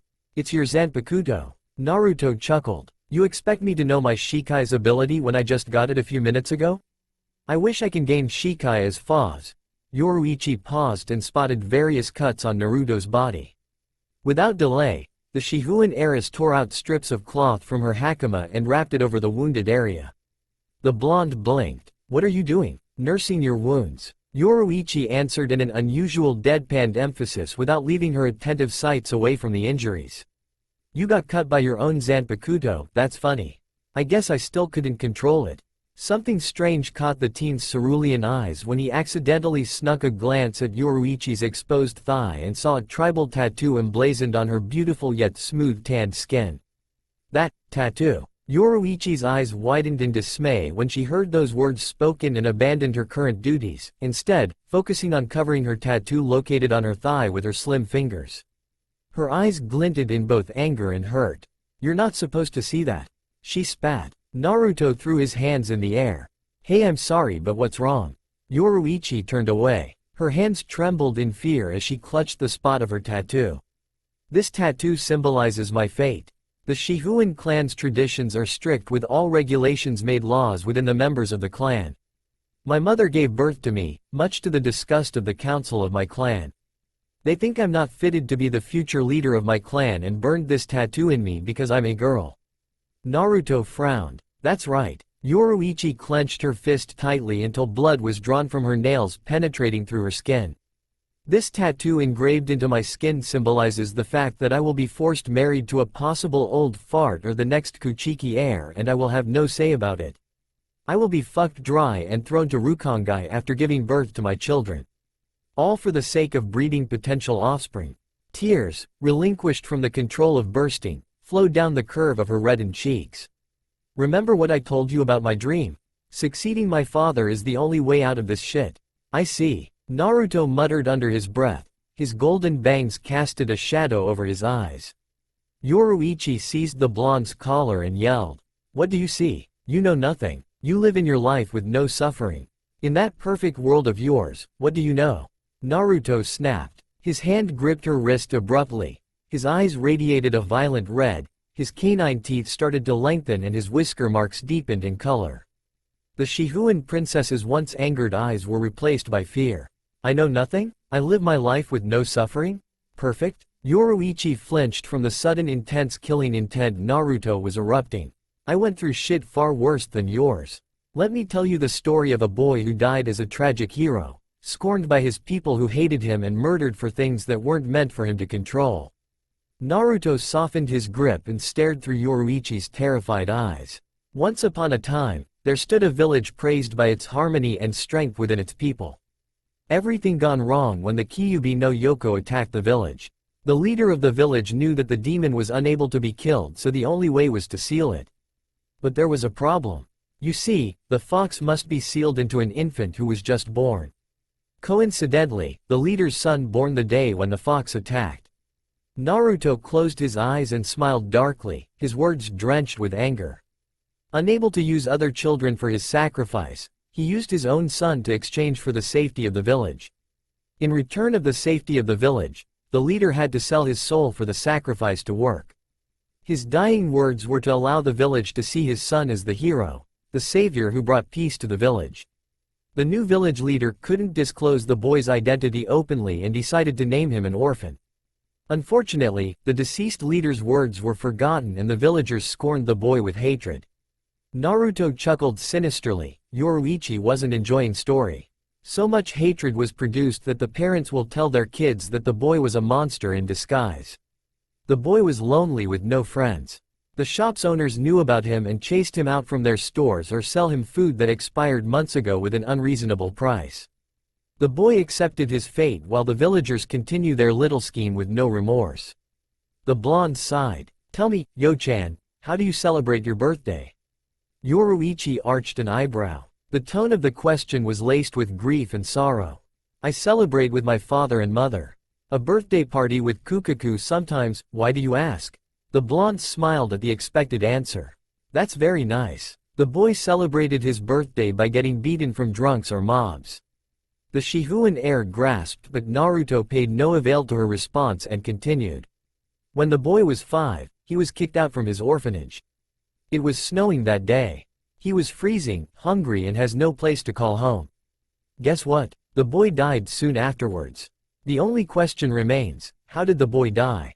Why are you telling me this story? Naruto shifted his gaze at the grass beneath him. His eyes, they're so dead? Yoruichi shuddered. Because, the boy is me. An eerie silence ended the story. The Shihuan princess was speechless. Perfect, you said? Perfect doesn't exist in my dictionary. As far as I'm concerned, my life in the world of the living is far more than perfect. Life got better when I come to Soul Society and I finally feel the warmth of family. How does it concern me? Yoruichi staggered in her words. Don't you get it? There are many lives out there far worse than yours. Do you think I gained my power out of the blue? I get what I have from years of hard work, so stop whining and start getting serious in your training. If you want to prove to those old bastards in your clans that they are wrong about you, then fight for it. Show them that you're not a damsel in distress. You're Shihuan Yoruichi, the Yo-chan I know for a day. Naruto-kun. The blonde's fingers intertwined with Yoruichi's while a pair of cerulean eyes stared at her sunglow eyes. Let's train together, Yo-chan.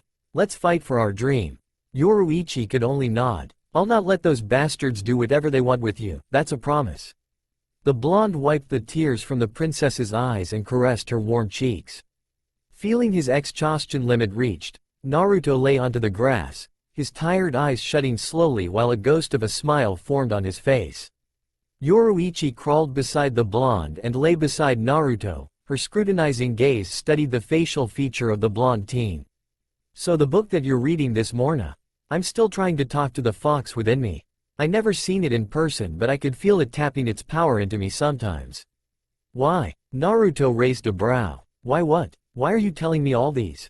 The half-asleep teen smiled. Cause you spill me your story. Fair exchange. Why do you trust me? Are you not afraid that I will tell others about you? Naruto shifted his sleeping posture and cupped an ear while his body turned, facing Yoruichi.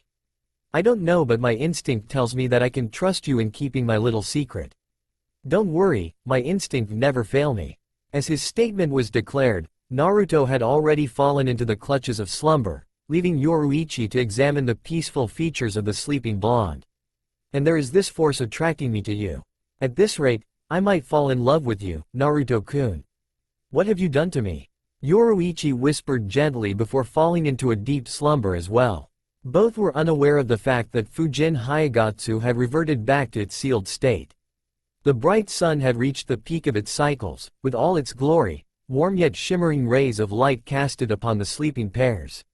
Naruto, irritated with the bright sun, had awakened from his sleep. Opening a sleepy eye, Naruto saw the sleeping feature of Yoruichi smiling peacefully in her slumber. Carefully not to disturb the Shihuan heir's beauty sleep, the blonde sat up slowly and yawned. I see that you're awake, Naruto-chan. Naruto jolted in surprise and turned his attention to his intruder. His eyes widened when he saw a couple of familiar faces standing in front of him. Ba-chan? Why are you here? The blonde was rewarded with a smile that lurked a frightening killing intent. How many times do you want me to remind you? I will prefer you calling me Ka-chan. I will appreciate it if you'll be respectful, especially in front of others. Naruto quirked a smirk and shrugged nonchalantly. Sure do, Ba-chan. Retsu sighed. A man walked forward. Hey, that's not nice. You didn't greet me, Naruto. Hi pervert, said pervert tripped. That's not very nice to call somebody who trains you, Naruto. Sorry, Eroji-san. I will try to remember not to call you a pervert. So, why are the two of you here? Naruto widened his eyes in shock. Are you two dating? Retsu smiled. As much as I would like to settle down with a loving family, I'm afraid that Captain Kyoraku isn't my ideal choice. Shunsui grabbed his chest in mock sadness. You wound me, Hana-chan. Suddenly, Naruto felt a stir beside him and found Yoruichi seating up while rubbing a sleepy eye. She's cute, no. Damn it, pervy uncle's influence will soon turn me into a pervert one day. Naruto-kun? Who are them? Shunsui studied the girl and interrupted. No matter. Who are you, lovely young one? Are you by any chance my apprentice's girlfriend? The perverted captain winked at his nephew with lecherous intention, which Naruto returned with a hardened glare. I'm so proud of you, Naruto. You managed to scoop a girl first day at school, something that even surpassed your most glorious, most awesome, most handsome uncle, which is me. Wiping a fake tear off his eyes, Shunsui smiled. So, Naruto, what is your secret? The pair blushed. We're just friend. Yes, yes. Keep telling yourself that. Soon, she will be yo. Shunsui didn't finish his statement as a horrifying bloodlust flooded the atmosphere. Trembling in fear, the perverted captain turned to his back and found the entity that was the source of the leakage behind the killing intent. Hana-chan, adorning an intimidating feature on Retsu's face, the female captain smiled. I will kindly request you to stop tainting my child's peaceful nature into yours, Captain Kyoraku. Do I make myself clear? Everybody gulped in fear. Hi. Shunsui whimpered. Good. Young lady, I'm Yuno Hana Retsu. This gentleman standing beside me is Kyoraku Shunsui. It is a pleasure to meet you. Yoruichi widened her eyes. Pleasure is all mine, Yuno Hana-sama. Please, my dear, you're one of Naruto's friends, so just address me as Retsu-san. If you insist, you can call me Ka-ch. Ba-chan. Naruto interfered. What are you doing here? We got news that you have gone missing since yesterday and didn't return home. Your grandfather was worried but couldn't search for you personally, so he sent his guards to find you. I was nearby and learned about the fact that you didn't return to either the dormitory or home, so I was worried as well. Soon, news reported that they found an overwhelming spiritual pressure that belongs to you which appeared in this forest. We suspected that you must have been training hard, so your grandfather asked me to search for you first thing in the morning. Shunsui grinned and continued. We sensed that you have achieved Shikai, judging by the amount of spiritual pressure detected by us. We're quite worried about you. I mean, even Jashiro volunteered to search for you. So much spiritual pressure released might attract hollows, you know? You should have seen Hana-chan's face when Yama-ji declared of your missing status. She was worried sick and in a nervous wreck. The temperature dropped dramatically as everybody felt a very disturbing chill crawling up their spine. A hand abruptly clutched the perverted captain's shoulder. Retsu smiled sinisterly before applying pressure in her grip, which resulted in a sickening crack and a petrified Shunsui. It would be pleasant if you choose not to talk about that, Captain Kiraku. Why yes. Great. I'm happy that the message sinks into you, Captain Kiraku. Retsu released her grip and turned her attention to the young girl before her. A peaceful smile curled up her lips as she studied the young girl. Say, are you Shihun Yoruichi? Yoruichi nodded. Shunsui, recovered from the pain previously, cupped his chin with his finger.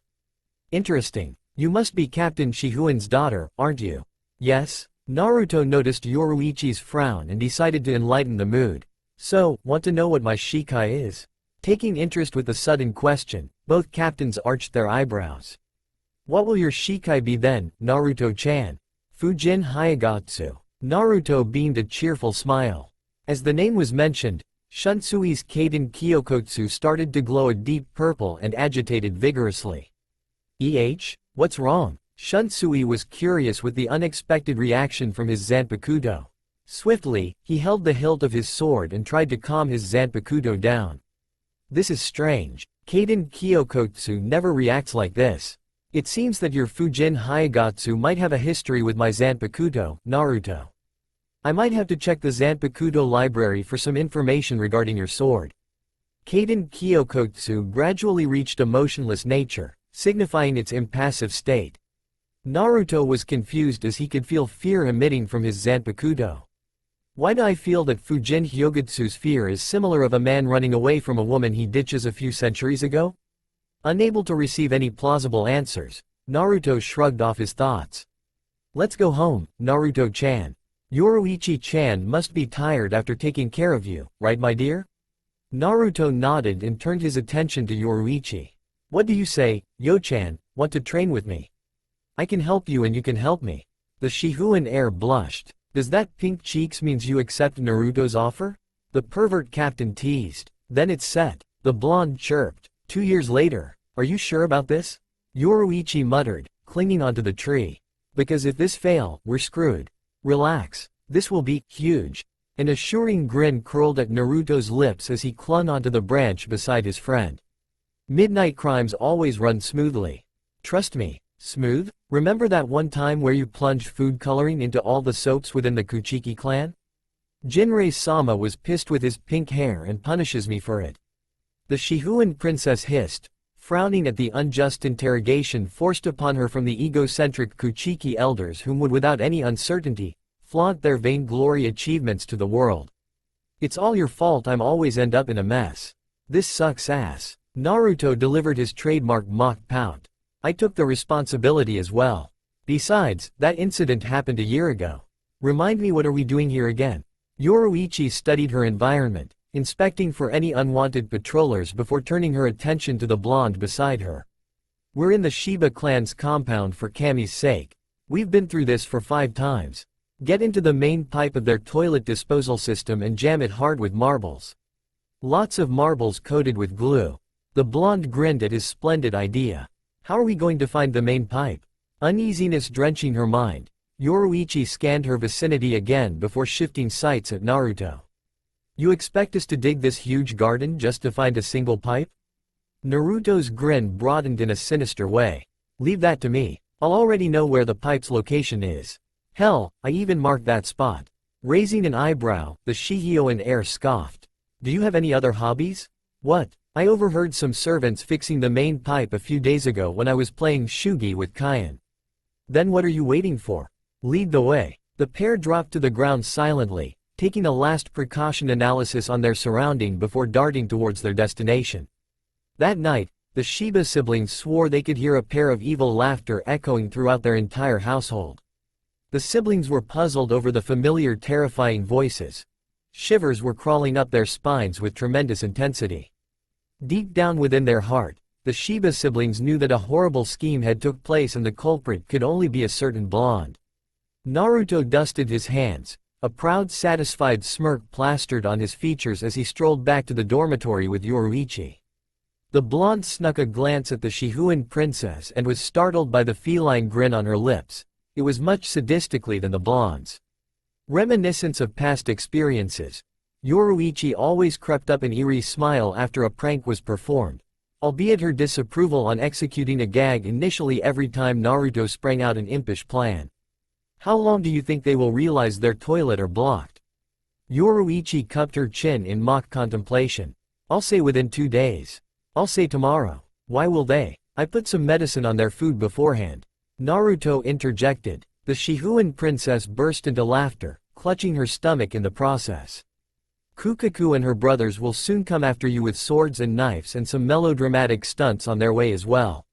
The blonde shrugged nonchalantly. Worth it. The pair guffawed until Yoruichi realized they're strolling in a narrow pathway accompanied with countless of twinkling fireflies. Aware of the isolated region, the Shihuan heir's mind was flooded with a mix of romantic and lascivious scenarios that flashes to her eyes occasionally. It was annoying her. Oblivious to the princess, Naruto had noticed Yoruichi's constant fidgeting and blushing cheeks. So, you're graduating tomorrow, huh?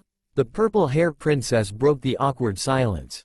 How do you feel? Relief, I supposed? At least I don't need to waste another 4 more years studying pointless history. How did you do it? I don't see you study at all. Gigi and Ba-chan's tutoring. So not fun. The blonde shuddered at Retsu's twisted punishment whenever Naruto unintentionally gave a wrong answer.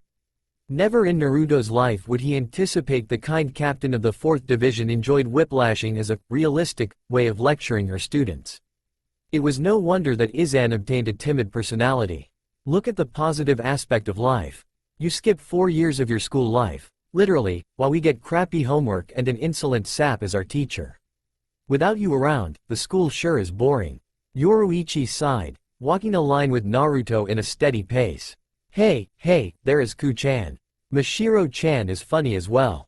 She's ditzy. Cute though. Naruto chuckled. Unknowing to him, Yoruichi felt an ache in her heart and swiftly regained her composure. Do you? Clenching her fist, the purple-hair princess continued. Do you like her, Mashiro-chan? Yeah, I like her. Yoruichi's heart sank into the abyss of despair. As a friend, Naruto chirped. Her heart arose with illusionary blazing rays in her mind and squealed in delight inwardly. This is where we part, Yo-chan. Yoruichi casted away from her daze and stared at the buildings before them. Time was a bitch, the first disappointing issues that occurred to the princess's mind.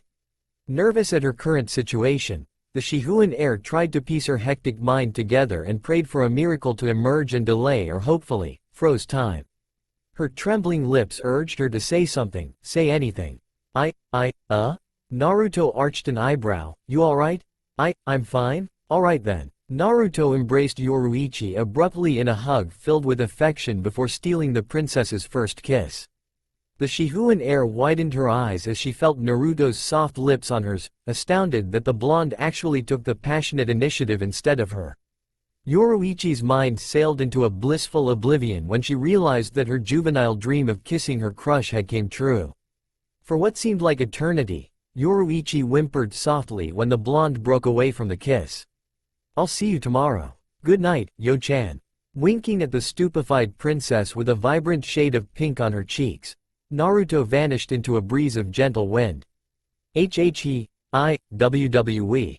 A jeopardized mind filled with further erotic thoughts struck the rigid princess to her feet. Kensai, dressed in the standard academy uniform, crossed his arm and tapped his foot impatiently. What is taking that jerk so long? The silver-haired Shinigami groaned, frustrated with a certain blonde's lateness. What did I do to deserve this? At that exact moment, Naruto's frame manifested behind Kensai. Yo! Flinching at the sudden intrusion, Kensai spun around with a temperamental annoyance written over his expression. You're late for half an hour. Why can't you be on time for once? Do you have any idea what today is? It's not just a memorial of our life. It's not just a milestone of our achievements. It's the day that proved to others that we're worthy to be part of the elite of the Shinigami force. It's our bloody graduation day. Lifting both hands in surrender, Naruto sighed. Calm down. I was just packing for our mission today. We'll be graduating in 4 more hours from now. The blonde raised a perplexed brow. What do you mean? It's just a mission about investigating a teddy bear hollow holding hostages in Rukongai and a river reported with some supernatural crap. I think we should go visit the river. River? A hollow is holding hostages. Yeah, but I've already packed for fishing. Kensai sighed. You're weird, Naruto. In return, Naruto responded with a laugh. We're brothers for years, Kensai. You should see through my jokes by now. Let's kick some teddy bear ass, bitch. In an instant, the blonde morphed into a current of airstream, leaving an irritated silver-hair Shinigami behind. Stupid jerk. You kiss Yoruichi. Kensai spat. You jerk. You're the youngest to attain your own Zanpakuto. You're the youngest to graduate and you get to kiss a princess from the Shihuan clan before me. What's next? Getting a promotion to be a captain. Naruto flashed a toothy grin. Don't be jealous, bro. You'll get your turn. Jerk. I should deserve some respect here. I'm the senpai here. A prideful smirk tugged at the silver-haired Shinigami's lips. You're getting your graduation at your 4th year in the academy while I graduate at my 2nd. You sure that is something to be proud of, bitch? Kensai's smirk dropped in defeat. I hate you. The blonde smiled. I know you do. The two Shinigamis ambled through one of the district of Rukongai that suffered abysmal poverty. Keeping in mind of the mission's objective, Naruto and Kensai would spare a quick inspection at the local shops before resuming their casual conversation. But, after an hour of searching, the partners were upset. Fatigue collaborating with vexation over an hour of fruitless journey was forcing the duo to resign on their mission. Naruto thought the mission would be pleasant. Get to their objective promptly, acquire the desired information and report back to the briefing ceremony, yet the incompetent mission distributor didn't pinpoint any route for them to head, leaving the two Shinigamis wandering in the vast district of Rukongai.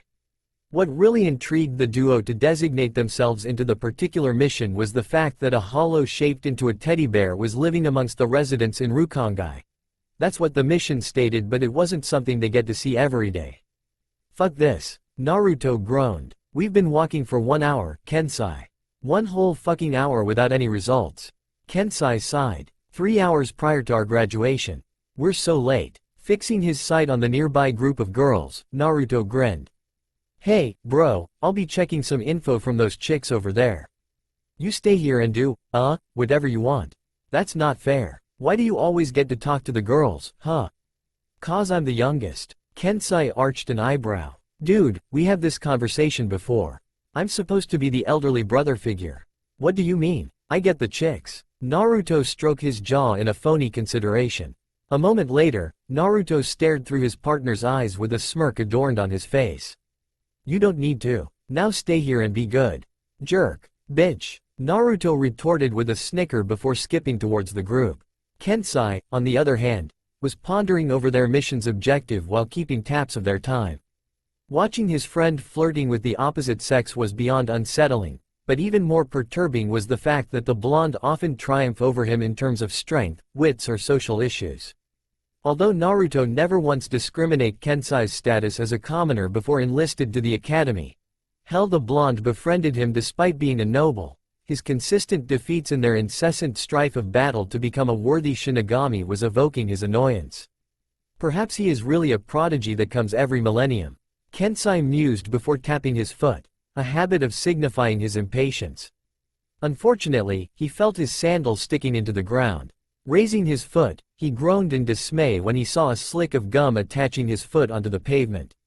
Kensai applied a little pressure by hoisting his leg to remove the gum from the ground, only for the remains of the offensive eyesore to glue onto his sandal. Great, the silver-haired Shinigami muttered sarcastically. My day keeps getting better. Kensai hopped with a single leg to a nearby hole beside the bush and rubbed the gum vigorously from his foot by the edge of the hole. Several failed attempts of peeling the gum, he finally succumbed to anger and vanquished his pent-up rage by pressurizing friction against his sandal with immense strength until his shoe dropped beneath the hole.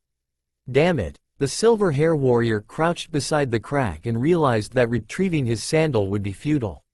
It was at that moment where Naruto returned from his information gathering. Hey, I know where the teddy. Curiosity spiked the blonde's thoughts when he noticed Kensai's unusual slump of his shoulders and saddened features. What? I lost my sandal. Naruto's eyes traveled down to Kensai's socks, stared back at the silver-haired Shinigami and shifted his gaze at his socks again. Sighing at his partner's predicament, the blonde Shinigami rolled his eyes and walked away. Hey, what about my sandal? Kensai, still without a shoe, stood beside Naruto outside of an apparent worn-out cottage. You sure this is where the rumored teddy bear hollow is? Bitch, are you doubting my info skills? I have my doubts, jerk. Kensai studied the deteriorated outline of the house. So, what did those girls say about this again? Some preternatural stuff happened after a lake somewhere near here pop out a shark. They also mentioned some feisty arcane matters that you don't need to know. Naruto couldn't help but smirk lecherously when he recalled how those girls gave him the information with several suggestive winks and flirtatious smiles. Shunsui had officially messed him up big time. I don't want to know. So how did a shark mysteriously pop out from existence and start roaming in a river? From what I know, they belong to the sea, not a narrow lake that can't even fit its size. Naruto shrugged. Beats me. While the blonde was envisaging a divisible plan, Kensai's eyes bugged out in complete bewilderment when he noticed a bipedal bear staring at him before running back to the back of the house hastily. Whoa, did you see that? Naruto arched an eyebrow and turned his attention at his friend. See what? A teddy bear. The silver-haired Shinigami pointed at the direction he spotted the creature. It wears a pink maid outfit and a bonnet on its friggin' head. Pink maid outfit and a bonnet? Dude, could you be more gay? Kensai blinked. Please don't answer that. Naruto sighed and knocked at the door. A few seconds passed and the door creaked open, revealing a young brunette girl bowing politely at them. May I help you? The girl asked. Naruto smiled. Hello. You know what, is there anybody home? Yes, my grandmother and, by any chance, did you see a furry bear? Kensai raised his hand to eye level. This tall and, is she in trouble? Naruto flashed a victorious grin at a smirking Kensai before collecting their fortitude. In all honesty, Naruto had sensed a hollow within the household when he expanded his Ryotsu radar. Surprisingly, the sense of the particular hollow wasn't foul or vulgar. That was totally unexpected, putting in account to the fact that hollow was beings consumed by the overwhelming negative aspects of life and twisted into mindless savages. She? Naruto questioned with his smile still intact. Can you show us her? Sure, the girl chirped. Oh, by the way, I'm Hinamori Momo. Muguruma Kensai, Uzumaki Naruto. When the duo stepped into their house, they were struck in a complete stupor. It wasn't the tidiness of the house that stunned the Shinigamis but rather the human-sized teddy bear serving tea to the supposing grandmother of Momo whom was seating calmly on a futon. Astonished with the tranquility of the hollow, they stared motionlessly at the bipedal furry hollow with a mask shaped comically of a teddy bear appearance and dressed in a fancy maid outfit.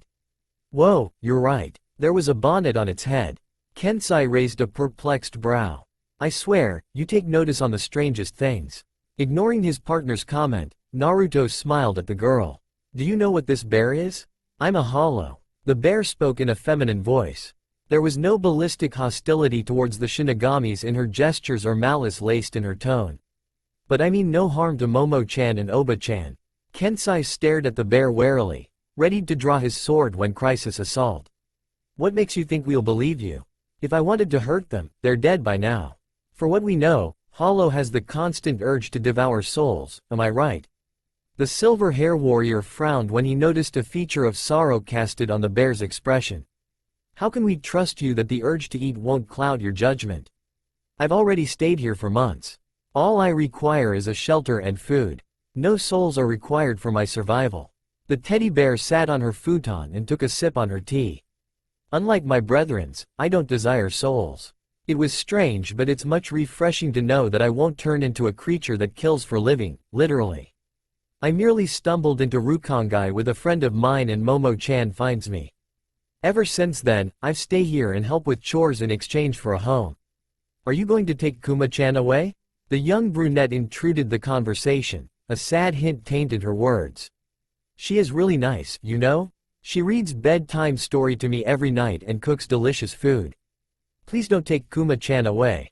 Momo-chan? Naruto sighed. Kensai, let's talk outside. Kensai nodded and followed the blonde. When the duo made sure that they're in a safe distance from the family, Naruto broke the silence. I'm afraid to say this, but I ain't killing that hollow. What? She's a hollow. I can't sense any lies in her words and she doesn't smell evil to me. Doesn't mean she isn't. What's your point? You sure? Kensai sighed, unable to elicit the appropriate words. Are we going to kill this teddy bear? What? Slash it? Burn it? The silver-haired Shinigami shrugged. I don't know. Both, maybe? She's a damn hollow in a pink dress for Kami's sake. You know what, I can't do it. I can't kill something that has no sense of evil whatsoever even though it was supposedly labeled as evil. No way. Kensai tried to offer his opinion but was interrupted by his partner before proceeding any further. How are we supposed to be righteous if we kill her, huh? We are insane if we hurt her. You really think she has any motives or intention to hurt the girl or the grandma? 'Cause I sure don't think so. Then what do you think we should do, tell me? Naruto smirked disturbingly and Kensai didn't like what his best friend had in mind. I can't believe you let the teddy bear lives in the house. Kensai grumbled several obscenities under his breath and frowned at his partner. This isn't going to work. Forging our mission reports? What if we get busted? We're fucked big time if we're caught. Naruto raised a brow. Dude, calm down. 1. That girl promised not to reveal the teddy's location. 2. The bear doesn't eat souls, most interesting case I've ever come across. And 3. If nobody says anything, who will know about it? You know what? The blonde grinned. I know, we're insane.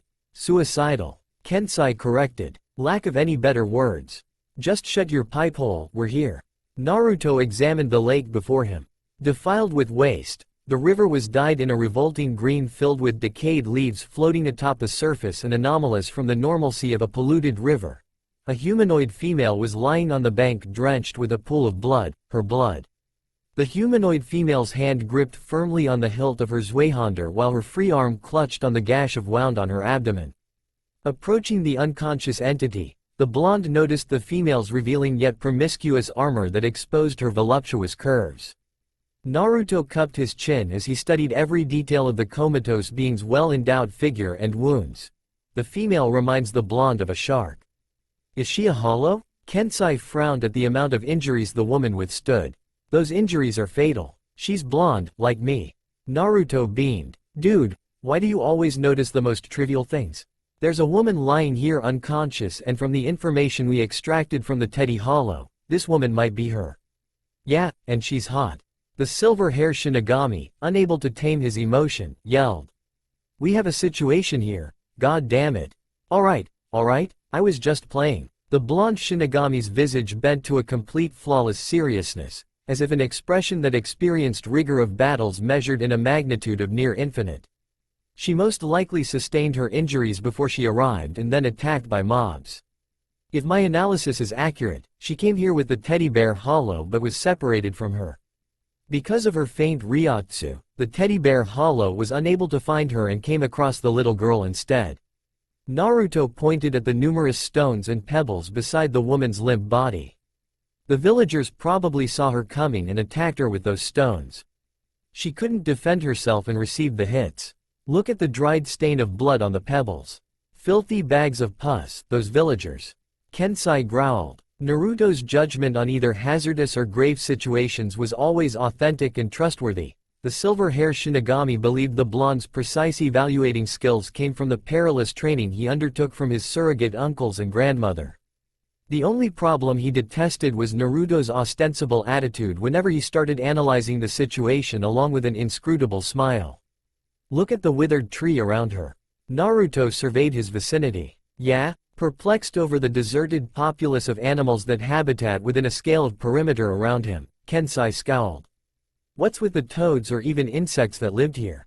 Her blood should attract animals here. That supported the fact that she's a hollow despite the lack of a hollow hole.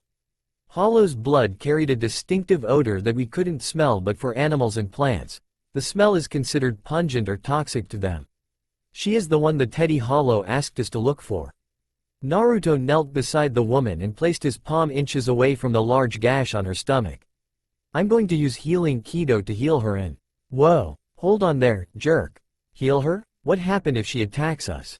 Then we restrain her. Beside, she doesn't even has any energy to retaliate to begin with. Focusing on the lessons he learned from Retsu, Naruto channeled his Ryotsu with perfect domination that he successfully altered the raw yet fierce Ryotsu within him into a calm nature of serenity, and soon, his palm leaked a smoothing green glow. But, if she really attacks, I'm counting on you. I'll need all the backup. Kensai nodded and held the hilt of his sword. Staring in awe, the silver-haired Shinigami witnessed his best friend's first performance of the healing art of Kido and noticed the wound's critical condition inclining to amelioration in a rapid pace. The Hollow opened her emerald eyes weakly and flinched when she saw two Shinigami, especially the blonde with whiskers Mark crouching beside her in such close proximity. Stay away from me. Don't talk. The blonde Shinigami whispered with authority lace in his words. I'm healing your wounds. It would be all over soon, trust me. Although Shinigami was eternal nemesis of the Hollow, the female felt ensured by the blonde's statement. What do you want? Stay away from. Stay calm. We're not going to hurt you. Naruto's attentive gazes were still fixing upon the injuries on the female Hollow. We're just trying to help. Why you're a Hollow. Naruto deadpanned. Then, a friend of yours begs us to find you. If we know a beauty like you are here, we're dashed here firsthand and rescued you. The blonde Shinigami smiled. Kensai's sweat dropped while unnoticed to the silver-haired Shinigami. The Hollow was flushing in a streak of vibrant crimson. Aren't you afraid that? You don't have the sufficient energy to fight, technically. I suggest you leave after I patch you up. If other Shinigamis know about this, they won't let a weakened Ijuka's leveled Hollow escapes. The Hollow widened her eyes. Why you? Yeah, I noticed. You remind me of a shark and the latent Ryotsu stored within you is an obvious giveaway. Oh, by the way, I'm Uzumaki Naruto and the bitch behind me is Muguruma Kensai. Kensai snorted. Tia, Hallible. Hiriko Shinji yawned as he stood in line along with other graduates.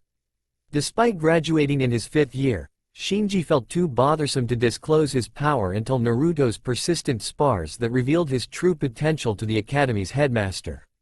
The principal eventually found out that Shinji had purposely diminished his potential as much as possible simply to escape tiresome missions in the future. Now, his plans of leading an ordinary life as a Shinigami were ruined, thanks to a fellow blonde. But, it was all thanks to Naruto that he discovered the importance of friendship and confronting reality. What's taking Kensai and Naruto so long? Sorry, jerk and I were taking care of a stupid mission. Shinji jumped when Kensai appeared behind him in complete stealth. Don't do that. Scares the shit out of me every time. I swear you learned this. Yo, Shinji jumped, again. Damn it. Naruto smirked. So, what did we miss? Shrugging nonchalantly, a yawn escaped Shinji's mouth. Nothing much. The ceremony just started. Kensai elbowed his partner, a haughty smirk tugged at his lips. See, I told y'all that we're going to make it.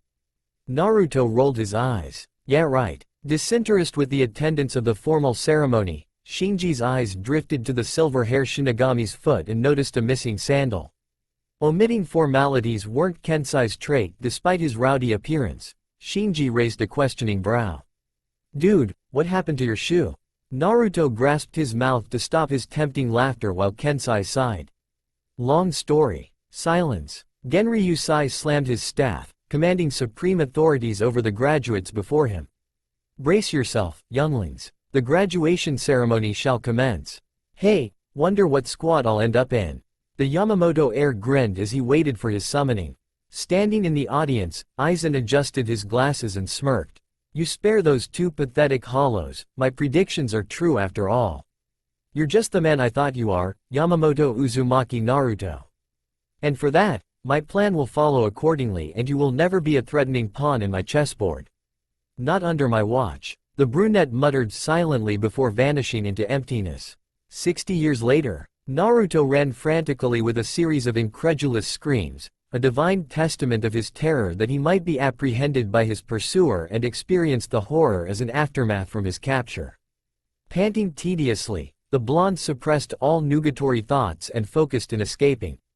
Although he was hoping for a brave man to intercede his pleading for a possible extrication of his current situation, Naruto knew it was futile to withdraw from his predicament. When a murderous growl emitted from the pursuer was perceived, Naruto's natural speed of cognition stimulated his adrenaline to the peak. The last thing the blonde needed was a cascade of intense muscle spasm that would undeniably halt his pace and suffered immense pain from his captive. In all honesty, he was blamed for his quagmire. He knew his pursuer's personality twisted into a state of abrasiveness at that particular month, but he was negligent and absently provoked her. Taking a sharp turn, Naruto clashed into several figures and tumbled to the ground. Gathering his fortitude, Naruto stood up and caught a glimpse of several angered Shinigamis frowning at the blonde. "Watch where you're going, dumbass. Are you blind? Assholes." Panic flooded his mind. Naruto dismissed the rude remarks and warned, Run. She'll kill you." It was too late. His pursuer stood before him. Gulping in fear, Naruto pointed a trembling finger at the threatening entity. "Quick, before it's too late." The Shinigamis stared at the small frame in puzzlement and arched their brows. "Dude, it's just a cat." The cat meowed innocently, her sunglow eyes fixed solely at the blonde, and Naruto swore the black cat was delivering a sadistic smile. Bloodlust emanated from the cat, lingered the atmosphere with an unpleasant sensation. Yukitake always taught the blonde to preserve an emotional equanimity in all critical situations in order to keep an analytical mind unfilled with turmoil that might cloud judgments, but he just couldn't regain his mental composure at his present status. Naruto didn't hesitate. He spun around and darted away from the sight. His frightened scream echoed through the entire Soul Society, sending a disturbing shivers crawling up the spine of the entire male populace. 2 hours earlier, sighing in relief, Naruto unsheathed his sword. Practicing Bankai I see. Yoruichi smirked when the blonde jolted up, unaware of her intruded presence. Crossing her arms below her ample bosoms, the Shihuan princess pouted. "Why didn't you inform me to train with you?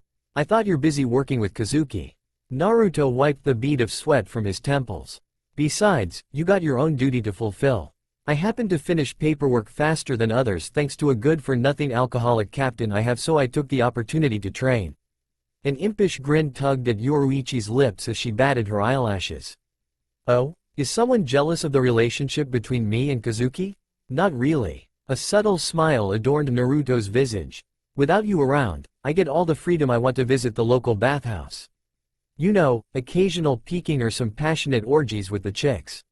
Maybe a little tour to the brothel in Rukongai here and there to satisfy my hunger. I have to thank Kazuki's distraction, actually. If it wasn't him working with you all day, I won't get the pleasure I want." The blonde sighed dreamily, oblivious of a fuming princess glaring furious splinters at Naruto. "It is true?" Shifting attentions to Yoruichi, Naruto could see inferno blazing in tremendous intensity behind her back. Flinching at the intimidating stare dread with menace, the blonde Shinigami lifted his hand in surrender. "Hey, I was just joking. I didn't really. Enough. No more lies. I will use you as my guinea pig for the new technique I developed a few months ago." Naruto arched a perplexed brow. As far as he was concerned, the princess wasn't a pugnacious warrior. The only plausible reason that compelled her with such hostility was one feminine issue. "Are you on your period?" Torrent of wild winds erupted, circulating her well-endowed body. The ground shook as torrent of vigorous jet streams stormed into the ground, generating thunderous electricity into every fiber of Yoruichi's being as her latent power surged dramatically to an inhumane feat. The back and sleeves of her uniform ripped to shreds in the process of the inclination of an increased of overwhelming power in a rapid pace by her utilization of the undefined technique.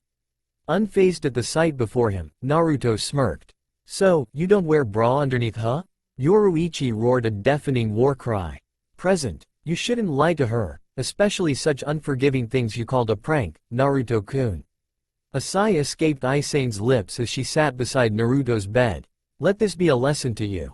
Never joke with such inappropriate things to a girl. It hurts a girl's feeling, you know?" Naruto lay motionlessly in the bed, groaning at the pain inflicted upon him. "Will I be disfigured? Unlikely. You have abnormal healing factor that defied description, Naruto-kun. Within days, the scratch marks on your face will be healed, leaving no scars whatsoever. Your internal injuries are recovering steadily as well. Good to know." Turning his attention to the tranquilized nature of his friend, the blonde smiled. "Congratulations. Today is your first day as the third seed of Ba-chan's squad. Good luck." Aizen flushed 5 different shades of pink and staggered. "It's nothing compared to your achievement, Naruto-kun. You've reached the rank I earned decades ago at a very young age." An impossible achievement that nobody had done and you did it. You're considered a prodigy in terms with your strength, skills and power. Nobody could match up to you in our generations. You're the most surprising and most unpredictable Shinigami ever. Naruto chuckled. Believe it or not, I heard that line thousands of times. I'm no prodigy. I gain my arsenal of skills with torturous training. Nobody is born with exceptional sets of skills. I acquire power with my own blood and sweat. The path I walk is beyond arduous in order for me to push to the limits. Aizen-chan, you're strong, so don't underestimate yourself. Be proud of your achievement. Be proud of being a third seat. Believe in yourself, that's how life depicts. Why, you're right. The door creak opened, revealing Yoruichi standing on the doorway, an unusual pusillanimous feature plastered onto the princess's face. Aizen, can you spare me and Naruto-kun a few minutes of privacy? Deciphering Yoruichi's intention, the newly appointed third seat smiled and left the room, leaving an uneasy silence to intrude. With all that chasing, you're tired, aren't you?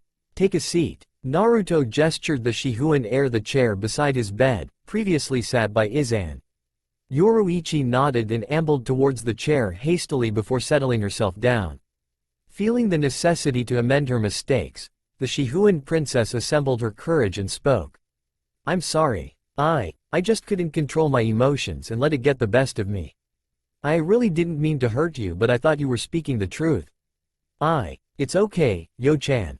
If anybody has to apologize, it's me. I shouldn't joke about those kinds of stuffs. Naruto interjected with a warm smile curled up his lips. But, for the last time, I deserve it. I joked beyond boundaries and you scratch me with your frisky cat claws. Let's call it even, shall we? Yoruichi exhaled a relief breath. You're so forgiving, you know that? We all have to take our own sides. Besides, it proves that my mastery in pranks have reached to the top. I should self-proclaim myself as the king of all pranks. Naruto coughed painfully, clutching his chest by instinct. Solicitude over the blonde's health, Yoruichi reached out towards him, only for her wrist to be seized abruptly. Gotcha. Naruto-kun? A mischievous grin displayed on his expression, Naruto chuckled. It was a joke. You should look at your face. Absolutely priceless. Restraining the natural urge to giggle, Yoruichi frowned. Why you're injured and you still joke around. But you smiled just now, didn't you? The blonde smiled. Shut up. A vibrant tint of crimson splashed onto the princess's cheeks. Idiot. But, I'm your idiot. Yoruichi's flush deepened in color as she caught sight of Naruto's attractive smile. Unable to resist the lustful temptation burning within her that was yearning for the blonde's smoothing touch, the princess leaned forward to take the initiative. Comprehending the Shihuan heir's desire, the blonde awaited their lips to connect, readied for a passionate kiss. As their lips were inches apart, are we interrupting something here? The pair jolted up and noticed several familiar figures standing at the doorway. We can visit the other time, you know? Shinji flashed a teasing grin. Since you guys are so concentrated on whatever you're doing, you didn't even sense us coming in from the door. Laughing at the embarrassment Naruto and Yoruichi were suffering, Urahara smirked. Or you can continue whatever you're doing. Please don't hesitate on our accounts. While you're at it, I'll go bring my camera. Perverts. Lisa frowned. Shunsui wiped a prideful, rather comical tear. I'm so proud of my boy. Jerk got the girl, huh? Kensai scowled but sighed. I got some lieutenant work to do. Gotta go. Without any hesitation, Yoruichi molded into an airstream and vanished from sight. I hate all of you. Naruto mocked pouted. Ruining all my fun. What do you guys want? The visitors walked into the room and examined the spacious medical private chamber reserved specially for the blonde. Leaning against the wall, Shinji commented. We heard everything from Aizen and so we decided to come checking on you. It must be painful for you to get your ass owned by Neko-san. Just coming in and making sure you didn't die on us. I'm fine. Where is Ku-chan? I'm hurt that she didn't visit me. Kensai growled. She has work to do in the Kido Corps, unlike certain carefree jerk. Same goes with Rose and Love. We're the only ones who could draw out some free times to visit you, ungrateful jerk. So you got a problem with me, bitch? Yeah, jerk. Let's go. You will pay. Slap. Naruto clasped his cheek and winced at the patronizing glare. Why did you do that for, Lisa-chan? Seriously? Joking about such shameful acts. You inherit all of the unwanted personality from our idiotic captain. Remember your post as our lieutenant, Naruto. What you did reflect to the characteristic of our division, bird brain. But I was just JOK. Slap. What the hell is your problem? What's my problem? I'll show you what my problem is. It took Kensai, Shinji and Urahara to subdue Lisa's raging charge on a certain blonde. Let go of me. He clearly doesn't understand his place. Let go of me, bastards. Naruto stuck out his tongue, agitating Lisa's existed enraged status. Urahara, ineffectual in restraining the female Shinigami, bellowed. Calm down, Lisa. It was all a joke, calm yourself down. Damn it. Gripping her waist, Shinji screamed. You should know him by now. He was just joking. Fuck, jerk, do something. Kensai was losing his grip on the struggling Lisa. I can't hang on much longer. Oh, I sense a disturbance in my medical ward. Everybody jumped and witnessed a diabolical aura hovering behind Yuno Retsu. There are other patients living beside this ward. Please keep the volume down of your mediocre quarrels or I will have to make sure there is peace in here. I hope the latter doesn't require my doing. Do I make myself clear? Gulping in fear, everybody nodded dumbly and Retsu retained a smile unfilled with malice. Thank you for your understanding. The visiting hour is almost up. I will kindly suggest all of you to leave. If you may, Lieutenant Hiriko of the 5th Squad, Lieutenant Mugaruma of the 9th Squad, 3rd Seat Urahara of the 2nd Squad and 3rd Seat Yadamaru of the 8th Squad. Captain Kiraku, please stay. We got some business to discuss with your lieutenant. The group sighed and obliged to the order, which Lisa shot the Naruto a fiery stare before leaving. Shunsui, aware of the typical topic of the conversation, swallowed the nervous lump in his throat and eyed the captain of the 4th Squad warily. Quote ellipsis. What is it, Hana-chan? When everybody left, a murderous intent filled the room with ferocious intents instantly. You have corrupted my innocent boy to a perverted man, Captain Kiraku. Most unforgivable. The smile that promised unimaginable pain was presented on the female captain's visage. And you, Naruto-chan. You toy with people's feeling with such despicable jokes. You have crossed the line too far, young man.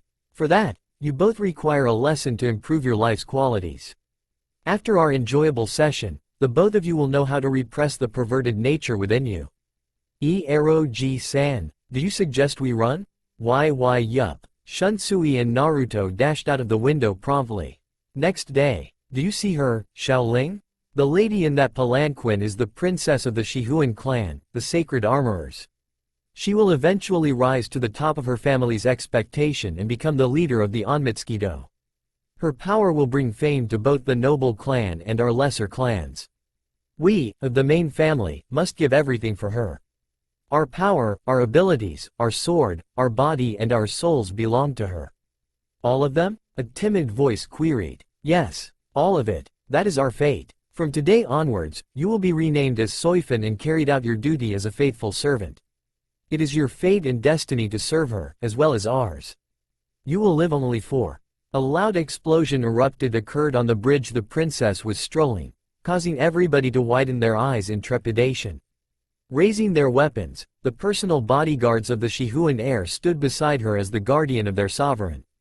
As the smoke cleared, Yoruichi laughed, causing a perplexed commotion amongst her people, especially a certain young girl who viewed the princess with utmost admiration. That was a dynamic entry, Naruto-kun. Epic, isn't it? Crashing into the party with a smoke bomb and when nobody notices, bam. Seriously, your security sucks balls. Frowning at the reprimanded statement, Yoruichi turned her furious attention at her guards. You heard him. I'm disappointed with the security here. Go fix it up, incompetence saps.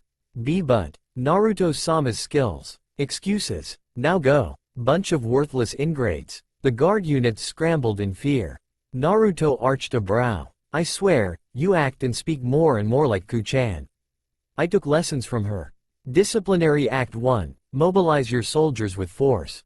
Placing both hands on her exotic curved hip, Yoruichi laughed sadistically.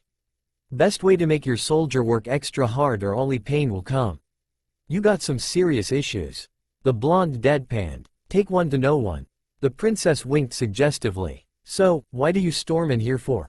Hope it isn't just for show. Training. Let's go. Without a moment of delay, Yoruichi discarded her grand yet exquisite golden kimono, much to her servant's dismay, exposing her Shinigami outfit. Race ya, can you beat me? That's a question.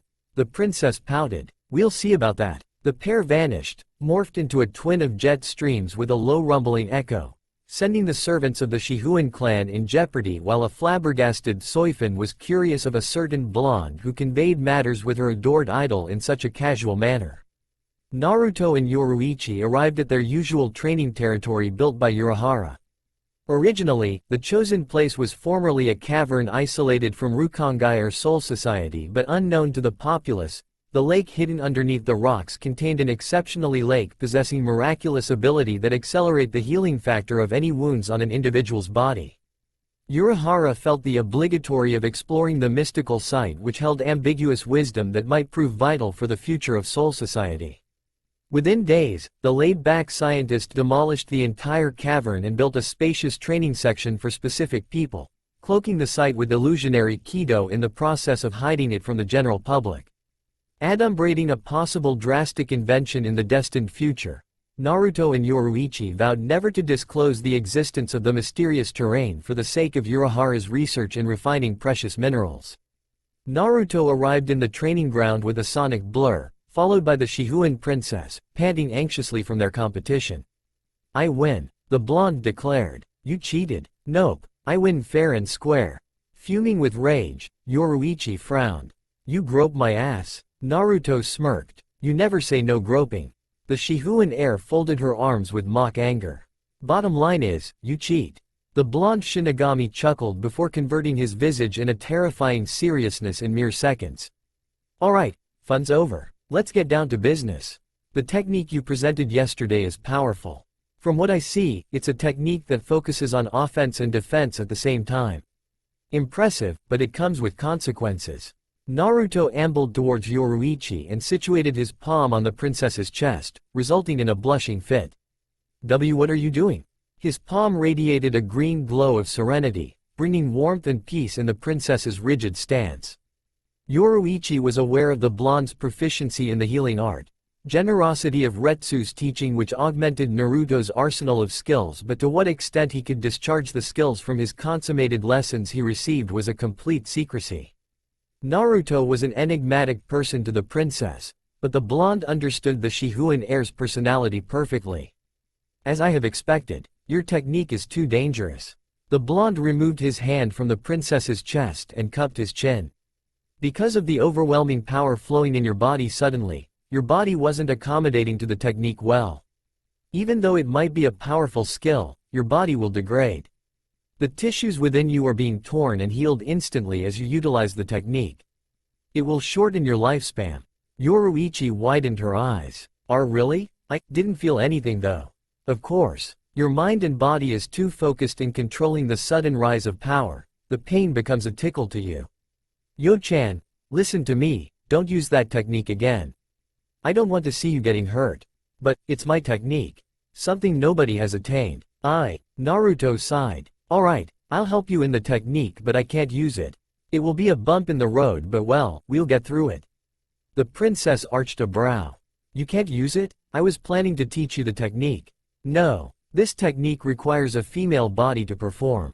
Judging by the fact that you store all of the impulsive power on your back, hence the tear on the back of your uniform when the technique is applied, it's safe to say that only a female's body structure can handle the technique.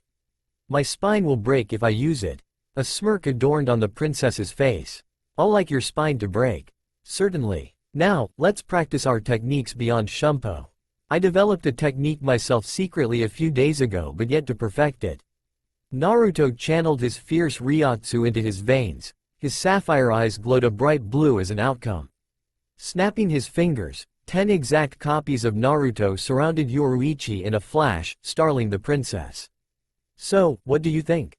They are the afterimages of using a high-speed Shumpo and they have a mind of their own. I have yet to name this technique. Wow, are they solid copies? Yoruichi stepped forward and touched a replica. They feel real. There is a problem though. As those words were articulated, the clones burst and dissolved into breeze of winds. Yeah, that's the problem. There is a time limit for my creation. 10 seconds is the max. I'm still trying to work on the timing expansion. Then we should come up with a name for our new techniques. The princess chirped. Names? Hey, I got one for yours. Yoruichi raised a questioning brow. What's that? Sexy stripper technique. The Shihuan heir blushed. How dare you? Hey, your technique make you strip. It tears my sleeves and backs off, that's all. Naruto grinned. And show the world that the great Shihuan Yoruichi wears a sexy thong.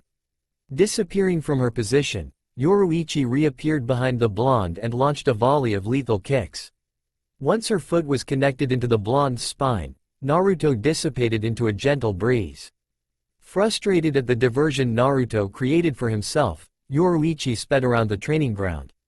Not far away, the blonde concealed himself behind an enormous rock, chuckling at the princess's inability in sensing his presence.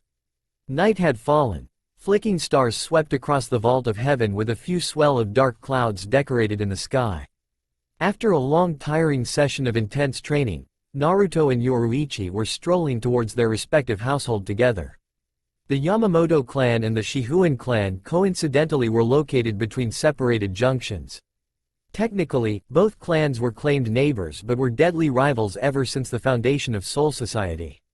Upon reaching the separation route, Naruto sighed. I guess we're here. Yeah? For unexplained reasons, an instinct strived the blonde to do the unexpected. He grasped the princess in an affectionate embrace.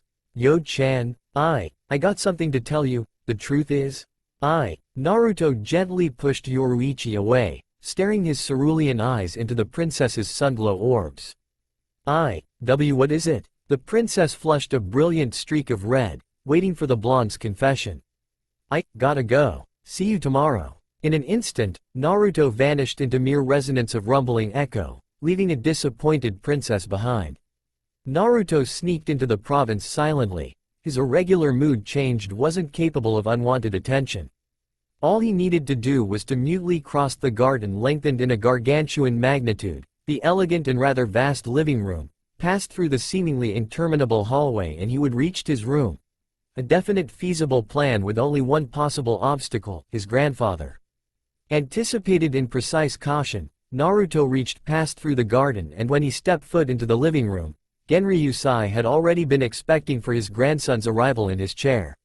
Hey, Gigi. It's that the greeting I get for worrying over my grandson's safety? The blonde smirked. Come on, Gigi. You don't worry for me. I'm a grown-up now. To me, you're still the little foolish boy. Naruto chuckled and sat beside his grandfather. So, what is it I deserve the honor of my most awesome grandfather's presence? The aged captain sighed. Cut your formality blasphemy. Such a reckless child you are. I'm sorry Gigi. Want a kiss? The adoptive grandfather shattered his strict demeanor and laughed. You're always the same. How have you been, my boy? It's been a while since you come back home from your division's barracks. You know the usual. A mountain load of paperwork. It's the most disgusting job ever. I can't believe I'm a lieutenant for almost 30 years serving Eroji-san. Shunsui might have a laid-back personality, but his wisdom and power is unspeakably strong. Naruto finished for his grandfather. Said that hundredth of times. Then I will offer you good news. The blonde arched a brow. What is it? I don't get to do paperwork anymore? Quite the opposite. With several supports from some recognizable captains, we have come to a conclusion of promoting you to be one of us. A captain. Naruto sighed in mock sadness. Great. More paperwork. Kami has no mercy to my poor soul. Which squad am I taking over? You will be informed during tomorrow's ceremony. That's fast. I'm promoted by tomorrow because of the lack of manpower? You fit the criteria of being a captain long ago. Besides, the rebels are advancing with their troops. It won't be long before they started a full-fledged civil war between us. Those renegade Shinigami will take any opportunity we could offer to them as a possible way to take over Soul Society. We, as the protector of this court, must not allow such traitors to lay their filthy hands on the peace we have created. What we need now are potential fighters willingly to fight in the front line of the battlefield and lead our warriors to victory. Naruto shrugged nonchalantly before wrestling up to a standing post from his seat and ambled towards his room. Yeah, I know. Just send somebody to tell me the venue and time for the ceremony. Hope it isn't a hassle. Naruto. The blonde paused in his track. I'm proud of you. Grinning in satisfactory, Naruto muttered softly under his breath. And I'm proud of you as well, Gigi. Good night. Father, please. You can't do this to me. You fool. You should know better than me. The day that tattoo was imprinted on your leg, you're destined to betroth to the heir of a greater clan, and it happens to be the heir of the Kuchiki clan. You will wear that dress and attend your wedding ceremony tomorrow. Don't try escaping. I have ordered the entire Onmitsukido and my 2nd Division's troops to secure your room. If you are found guilty of escaping, you will receive the rightful punishment. Do I make myself clear? Tears flowing from her eyes, Yoruichi pleaded. But father, I have never even seen the heir before, how could you? Silence. Stay here and be good. What you're doing now is for the greater good of our clan. Your marriage is a proof of an alliance with the Kuchiki clan. It won't be long before we conquer all of the nobles' clan and proclaimed ourselves as the strongest. Now, do what is best for the clan and be obedient before I have men strip you down for a humiliating chastity test in front of my squad, insolent wench. The Shihuan lord spun around gracefully before leaving the room, imprisoning his daughter in the confining room without a spare of glance at the sobbing princess whom was crying her sorrow into her hands. I am sorry, Naruto-kun, I'm sorry. That's all for now. If you want to see next part, then please like this video and subscribe my channel. Thank you.